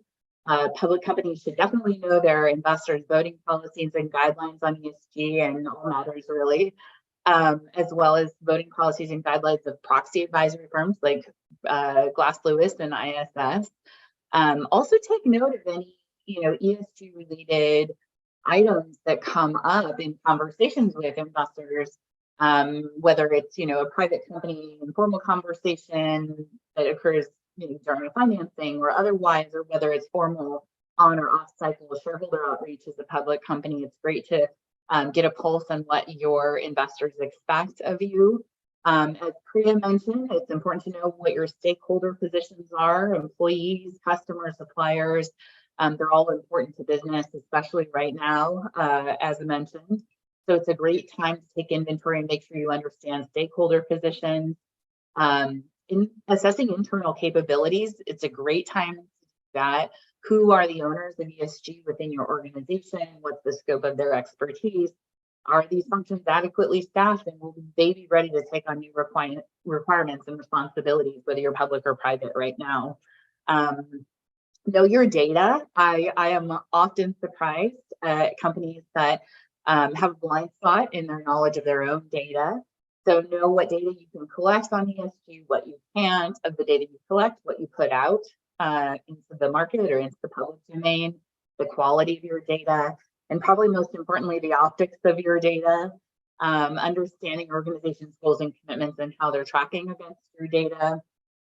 It's a great time, whether you're public or private, and I think this has a bit of scale to it, but to ensure that you have a governance structure with clear oversight responsibility with respect to ESG and an appropriate cadence for your organization for reviewing ESG efforts.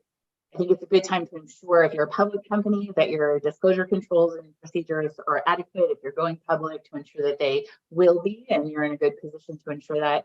An area of great focus right now is consistency. That's a popular one with the SEC. So, and it's just a good, corporate governance housekeeping item to ensure that you have clear and consistent disclosure on ESG across all of your channels. So SEC reports if you're public, but websites, sustainability reports, corporate communications. You want to make sure you're saying the same thing and you're saying it consistently. I recently saw a company that was disclosing how important retention is to them. And then in another section of the same report, they were conducting a RIF or a reduction in force. So it's just really important to make sure that you're clear on your message and that the way that you're relaying it is consistent across channels. Yeah, that's super valuable advice. And I mean, a lot of it, the recurring thing I think for this is knowledge is power, but also Priya, you work with a bunch of unicorns. And so how are they handling ESG from a risk perspective? So I know that nobody is delighted with capital markets right now, but if I could just make some lemonade in this moment, it is not the worst thing for some unicorn companies that the runway to going through the public company window has gotten a little longer. I see Amanda's enthusiastic agreement. Because for the last, in 1920 and 21, it was a little bit of a nail biter sometimes. And, no disrespect to the companies that went out, not at all. People are, in my experience, quite sincere, trying to do a great job. And the reality is, it is a big lift to be ready for public company scrutiny. So smart companies, and I have a lot of these clients in my portfolio, they're not standing still just because capital markets are not exactly what we want. They are using the time. They are using the time to refine their internal controls and processes. And to just be very specific for a moment, there is no number that you're putting out in the public, whether it's in a registration statement, on your website, at a conference. There is no number out there that is a free number. You need to be able to show your work. And that can escape folks sometimes because a lot of the work in the ESG space can be enthusiastically aspirational as opposed to brutally and in a disciplined way accurate. And public markets and ultimately the liability regime is unforgiving when it comes to aspiration versus accuracy. So I'm seeing late stage private companies, unicorns, really embrace the fact that they have to have a disciplined approach. This might mean curtailing some of the more enthusiastic disclosures that are out there. You want to do that sooner than later, to refer back to Amanda's consistency point. Let me just mention too that I am really not seeing yet a bunch of unicorn companies impaneling ESG focused directors. I think we've seen the SEC suggest in a number of places that how about a cyber director? How about a climate director? And the reality is the seats on around the board table are precious. They're actually quite expensive. And I don't currently see our unicorn clients racing to fill those seats with pointed specialists, but they are aware of this issue and they are thinking about who is going to be the person on the board or the group that can address these issues. I also want to say something on the S of the ESG, and that is late stage unicorns are well served by figuring out today when are they going to speak and when are they going to not speak on social issues. You don't want to make that decision the moment that some big social issue is happening. And I will say that planning to address every issue that comes past your screen may be as exhausting as trying to avoid addressing any issue that shows up. So right, neither of those plans are going to work.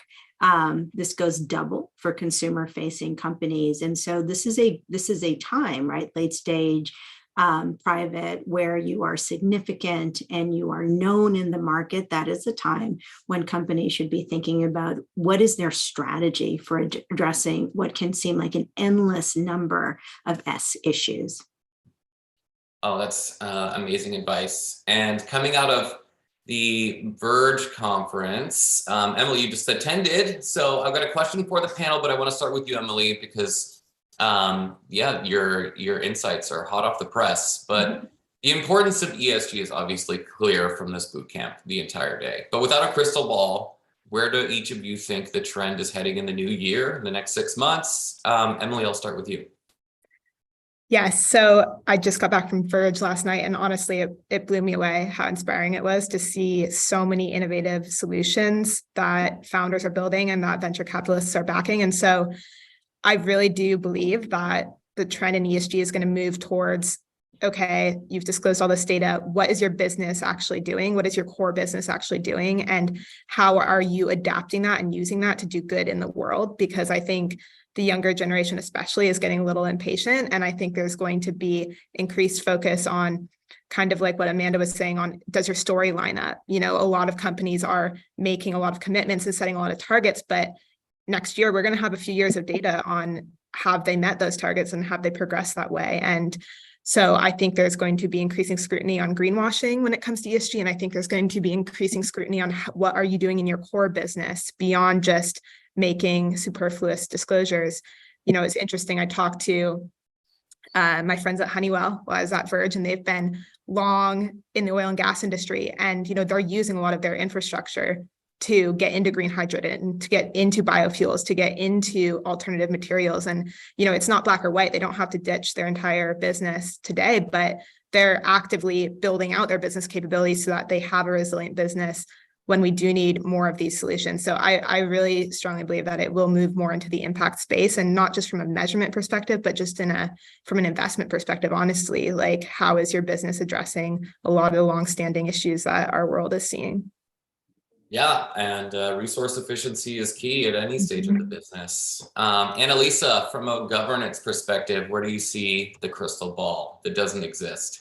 All right. Well, I think that if you think about what we're talking about when we talk about governance, it's that kind of relationship between the management team and the owners of the company and a board of directors, right? And so I think from that triad, what we'll continue to see is increasing influence and increasing scrutiny and observation and concern and action from outside stakeholders. So whether it is, again, your customers or business partners, whether suppliers, vendors, customers, also from internal stakeholders, your employees. And so really thinking about making sure that your governance structure, the structure that you have to make sure that management is accountable to the owners of the company in whatever structure that looks like, especially as you're considering accessing capital markets and going public, having that formalized governance structure. But in any case, making sure that that structure is sufficient and prepared to respond to the increasing scrutiny and increasing involvement from the other stakeholders. And so whether that is, as many of the excellent comments have been made, increasing and being really good at telling your story, using your disclosures, your required and voluntary disclosures to tell your ESG story, but making sure that there's a governance oversight to the numbers and the story that's being disclosed. But also as you think about developing, your current management team, and making sure that your management team has the skills and the experience and capability to navigate these, ESG risks and opportunities that we've been discussing.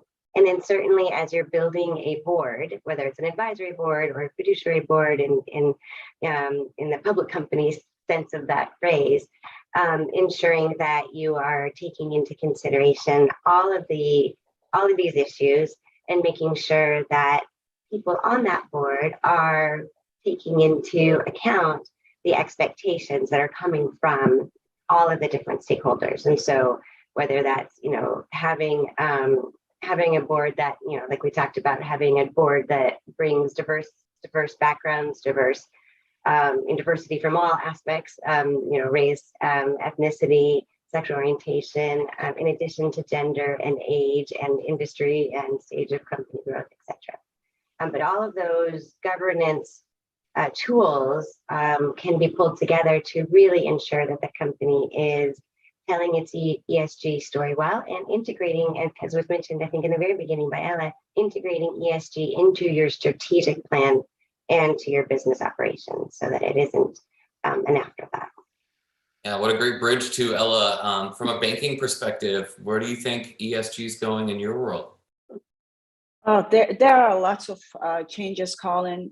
We are engaged with many clients who are trying to advance what they do in sustainability front. And I'm going to be speaking about a little bit the future investments, the type of investments we need, especially in different industries to decarbonize, right? So let me reflect a little bit of my observations there. There is immense disruption coming, and we have good momentum. We have good tailwinds, right? The regulatory environment is positive. The IRA is so catalytic. We're not just talking about $400 billion, but 4 or 5 times bigger impact in just the US to transfer that money into a better use, better technologies, adoption of those technologies. So there are two threats here. I know maybe the environment is not so positive in terms of going to public, leveraging capital markets, but I would highly encourage for the companies, especially if they are working in climate tech, to increase partnership and collaboration. This is the moment where corporations need help. Again, if they are not active, if they are highly energy intensive product solutions in those industries, I would highly reach out to see how you can work, collaborate, get more uptick for your solution. It can be a software, it can be a product, it can be a new material science you bring. I don't know your innovation, but there's huge, immense opportunity. Because I think what's going to happen in the next couple of years, because of the foundational climate risk disclosure and reporting and integration, then we're going to move away from talk to talk. We're going to see really who is in the game. right? So that transfer, that translation will happen very fast as long as this legislation, is in, active for a couple of years. So it's so important that companies are ready. There's going to be massive disruption, competitive, issues that the companies will need to address. Market share, the changes in consumer behavior, demand is going to accelerate big time. So, we have been talking the talk a lot, but I think with the increased transparency, disclosure, we'll be able to compare a company and company B, same size, same strength. How are they really investing? What are they doing in terms of sustainability or climate change? So it's going to come together. It's going to be a major kind of capability. There's going to be a major capability, a difference between the companies, and they will attract also obviously more talent as well. So again, many levers, but I would highly encourage again partnership, collaboration. You got to get your product out. You got to get your solution out in the market now. Knock on the door, ask for more partnership opportunities. And again, if you're the company, if you haven't done much around ESG integration of the strategy, there's no better time to act now, right? There's been many disruptions you've gone through. They are all good lessons learned.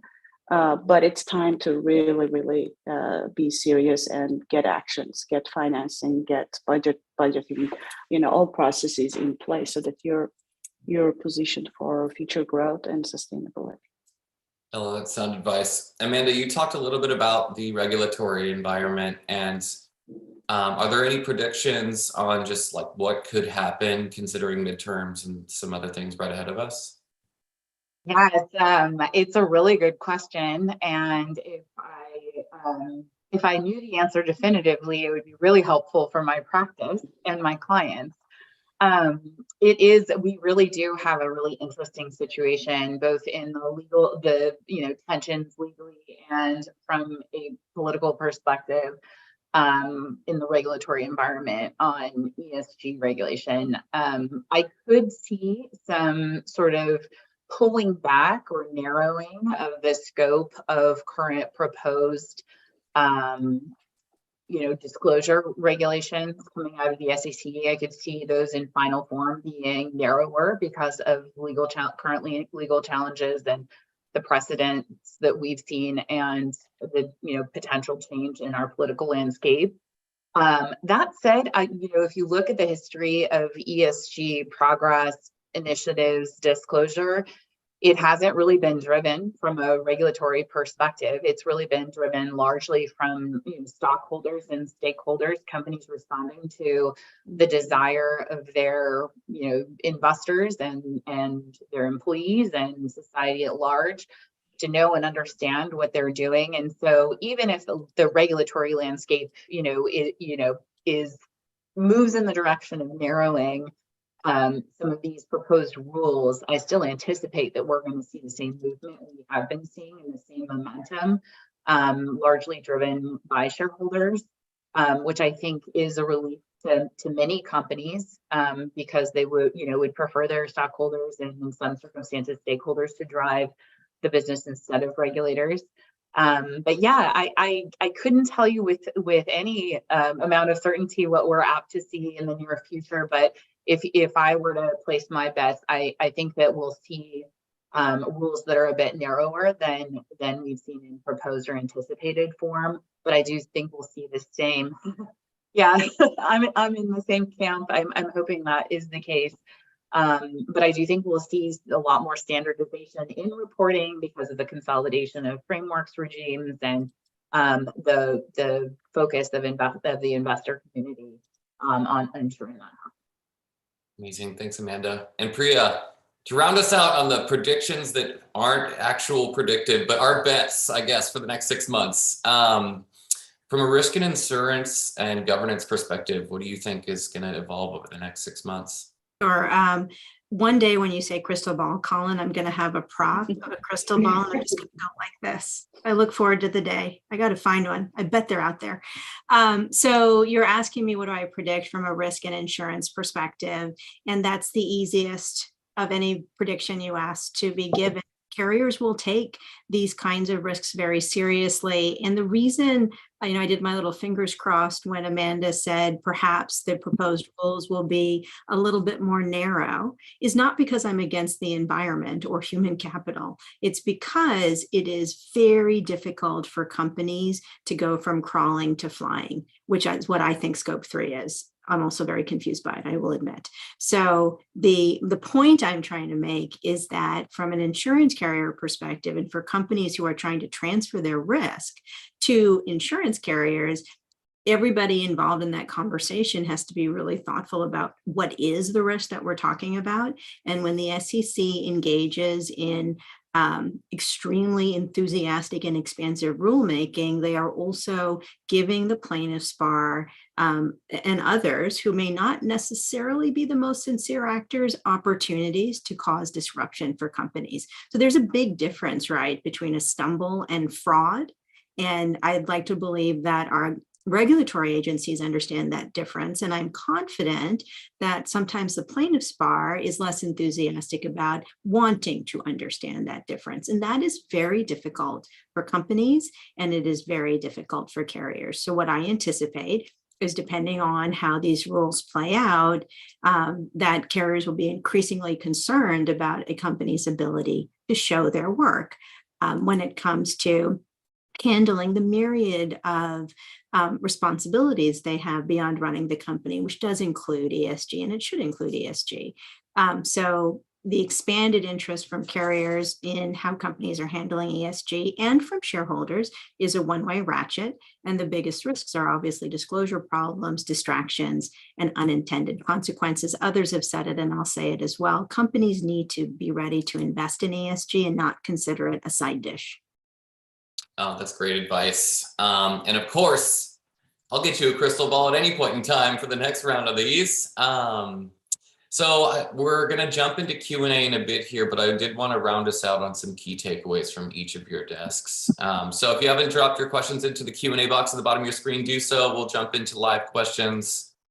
But to our esteemed panel, each of you work with private pre-IPO companies and public companies on ESG on a regular basis. So what's one piece of advice you continually see yourself giving entrepreneurs, C-suite teams around ESG that could potentially be the title of your next book? Amanda, I'll start with you. Oh, wow. Title of my next book. Let's see. So I think that, and this theme has come up in this conversation a few times, I think it would be stay ambitious, but be accurate. I think Priya talked about it as aspiration versus accuracy. Don't get out over your skis on your commitments and practices if they're not factual. I think, the investor and stakeholder community put a high premium on authenticity. Greenwashing is a real issue. I think that is something we'll see a lot more regulation on in the future if I'm to predict that area of regulation.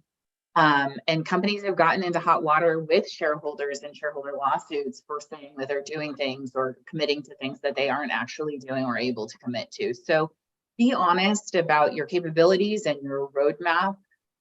It's excellent to have a corporate purpose, to have values to be behind them, to put resources, effort, energy in service of those, but just be sure that you're accurate, because the consequences legally, financially, reputationally are very high if companies put things out into the public realm and they're not actually true.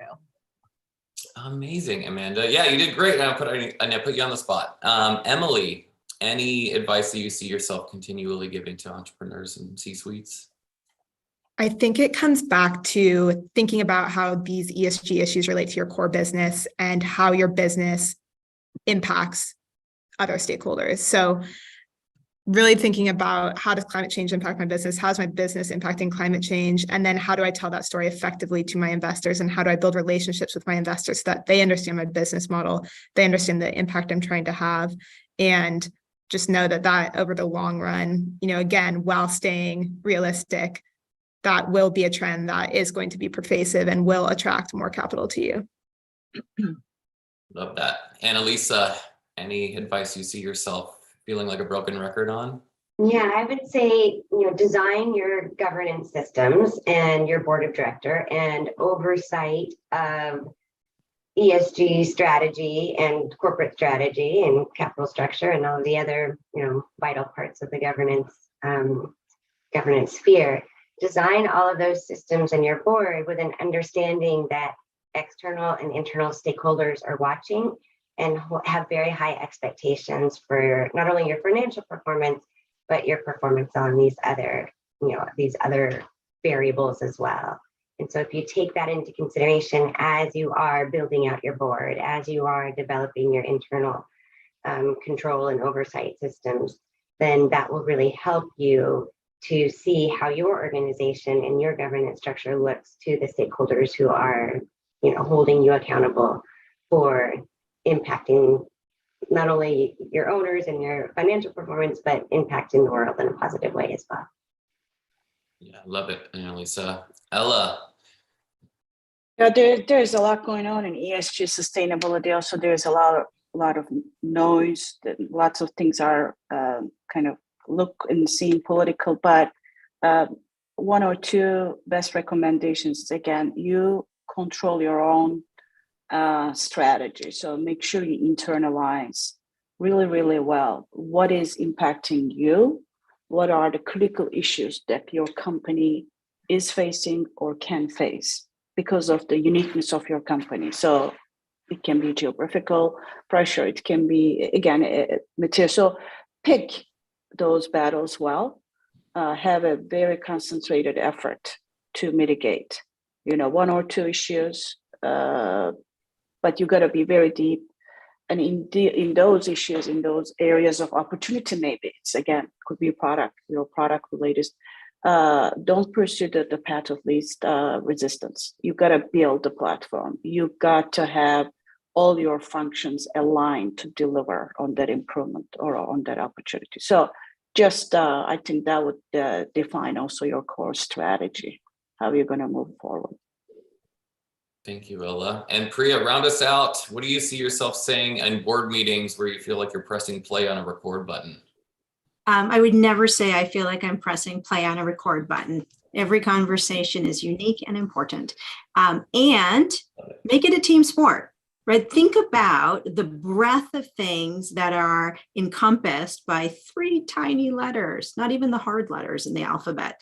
It is huge. And one of the things that I do find over time is that successful founders are people who understand that they may be very, very smart here, and it doesn't mean they can do all things. And in fact, if they're doing all things, what a waste, they're really good over here. So make it a team sport. Figure out at your different company stages, what can you afford, and put a team around it, let them do the work. On this call, there are so many resources. There are a lot of resources out there. So the mistake I see is people hunkering down and thinking that they're going to weirdly solve the ESG equation themselves. And my encouragement is instead make it a team sport, access the experts, define the field of play, and then let your team win. That's great advice. And we got a team of experts here that we're going to jump into Q&A. So appreciate all of your insights. We're going to jump into the live Q&A portion of this. So if you haven't dropped your questions in, drop them into the Q&A box. This first one up for whoever wants to take it, but it's an interesting question because we deal with pay equity for early stage entrepreneurs all the time. But I think in this question, they're talking a little bit about the pre-IPO companies that all of you deal with. So what's the view of pay equity as a current or future ESG issue? I can say that it is a current ESG issue, and investors are asking boards to inquire about the these numbers, right? The metrics that would give insight into pay equity across the organization. And if you as a management team have not done the internal work to understand where you are with pay equity along all the different angles that might encompass, whether it's, focused only on gender, focused on race and ethnicity, a variety of different variables can be worked in. But one of the really important aspects that is, at least being discussed as information that may be just included in the new human capital management disclosures that Amanda talked about is pay equity across different levels of the organization to ensure that even, at different levels, whether it's entry level, at management level, at senior executive level, there is equity so that there's a clear message to all of your employees that everyone has an opportunity to succeed, just as everyone has an opportunity to contribute to the business. And boards are asking for this information. So if you're not ready to answer those questions and possibly disclose it if you're public, then that's something to undertake right away as part of your ESG oversight. Priya, any Yeah, so agreeing with Annalise's points, the thing I would add is that a lot of compensation committees, particularly obviously in the public domain, are just changing their titles from compensation to compensation and talent development. I've actually been informed that human capital is now offensive because it implies people are capital components. So I'm trying to avoid using that, and I'm confident I blew it in this session today, but I'm trying. So I do want to say that this is a live conversation. It is a conversation that compensation committees across the spectrum are considering, and it is okay to break up the subject into chunks that can be addressed. So gender and pay, right? Like some of the most basic, what are your ethnic groups? Some of the most basic categories, and making sure that you've done the work so that you can demonstrate, again, show your work, that efforts are being made so that it's not all the pregnant women that get paid the most, going double if you're a minority. Like, that's ridiculous. There's no excuse for that. And if you don't know what the answer is in your company, that is a problem. At the other end of the spectrum, there is the current disclosure about what the CEO makes as a multiple of your, Amanda will correct me, average median employee. Thank you. That has been so spectacularly unsuccessful as a way to, I guess the plan was to shame corporate America into paying CEOs less. Yeah, that's not going to work. So there are these regulations out there mandating disclosure that absolutely had a political agenda and couldn't have been less useful. It moved nothing forward, in my opinion. So this is another place where I think in the long run, what's going to matter is, what do shareholders want? What do the owners of the corporation want? If things like the multiple become important to them, it will become important. Until then, it will not. I'd quickly echo that. We did see, CEO pay ratio disclosure. We just saw pay versus performance disclosure coming out in the new year for public companies, and there, is a general consensus that the information is not incredibly helpful. It doesn't really give investors or anyone real visibility or real data that can help progress anything specifically within companies. Even if companies are very much committed to pay equity, that data is not really very useful. So I do think, to echo what Priya mentioned, that I think it is going to be investor data. Yeah, I love that. Thank you, Amanda. Emily, so we've got a question here that I got for you. So as a company that has several divisions combining under one large umbrella that they got bought up by a PE firm, what's the best step in committing to actionable steps and design with an ESG program? And I know that's a large question, but I think they're asking how to get it started within the belly of the beast. Yeah, so that's where it depends a lot on organizational structure, right? I think there's only so much you can do at the sub level and then roll it up into the larger organization. It's really important to have buy-in from the top. That's also important. at Nasdaq, we have an internal corporate ESG team, and they're responsible for reaching out to all the different, our ESG advisory team and our sustainable bonds network and coordinating, because it really is a cross-functional effort. So in terms of getting started, I would say, figure out who needs to be in the room, your new kind of combined entity, and start mobilizing that internally. And then depending on your organizational structure, if your unit is actually quite different, you can think about the value that, building out your own kind of ESG program would provide. But ultimately, today, it's a huge lift, and we want you to get rewarded for that. So if it makes more sense to just push those efforts internally so that you can start a program at the whole level, or if a program already exists at the entity level, thinking about how your new business, as it gets combined, can kind of roll into that, and what metrics you've already been tracking and coordinating with the team that has already been doing that at your parent company. Love that. Yeah, additive, for sure.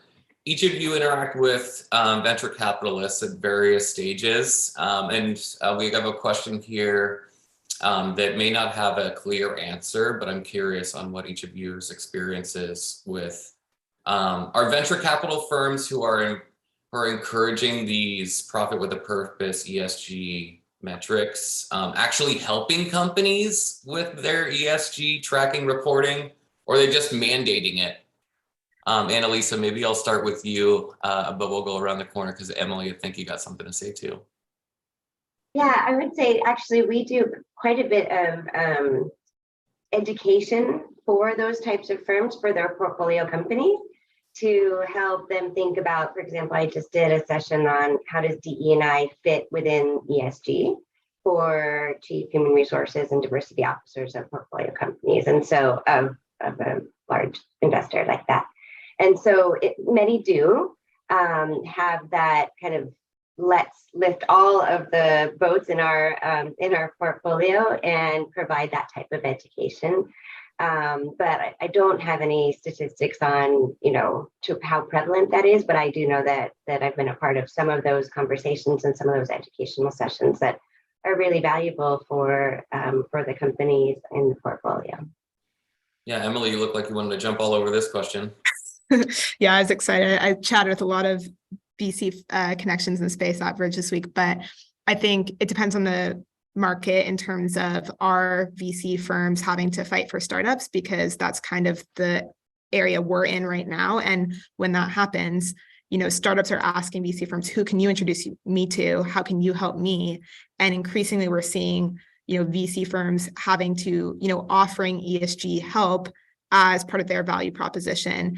And that's what portfolio, and then again, if the VC firm itself wants to report on its own impact metrics, and they're trying to ask their portfolio companies, okay, you should report on your impact metrics, the portfolio companies are kind of turning that back at the investor and saying, well, you're the one that wants to report it, you should pay for the service to, we don't have money to pay for, impact reporting fund. So I think, it's a really interesting question, because I think if the tables turn a little bit and suddenly it's the, founders that are having to fight for capital, that could shift and it could just be mandated. And then it also depends on when the VC firm, if they did decide to, mandate impact measurement in their term sheet, versus if they just thought they wanted to mandate it and they already made investments and then they're trying to go back, to their investees. So a lot of factors here, but I think the trend is, yes, they are starting to help, especially given the current power dynamics. Oh, that's great news. Priya, anything to add there? It's great. Amazing. Amanda, I'm sure you have experience with term sheet negotiations. How often are you seeing ESG related items getting put into them? I usually deal with a very late stage sort of crossover financing, and I do occasionally see things come up, but I'm not seeing it heavily right now. I would say that it's something that's maybe 1 in 10 deals we might see something. It can be very varied depending on whether it's a reporting requirement of the fund, or whether it's a commitment to conduct certain diligence. So it's sort of hit or miss at this point. I wouldn't say I'm seeing a distinct trend. Amazing. Well, we are at time, and we could spend several more hours, I'm sure, talking about the subject, but really appreciate each of you bringing your unique perspectives and expertise to this topic that is growing in interest, and you all are experts. So we're so appreciative of each of you coming here today to share your advice for our community. So Priya, Amanda, Emily, Annalisa, Ella, thank you so much. I learned a ton, and there's so much going on in this arena. Just really appreciate each of you joining us today.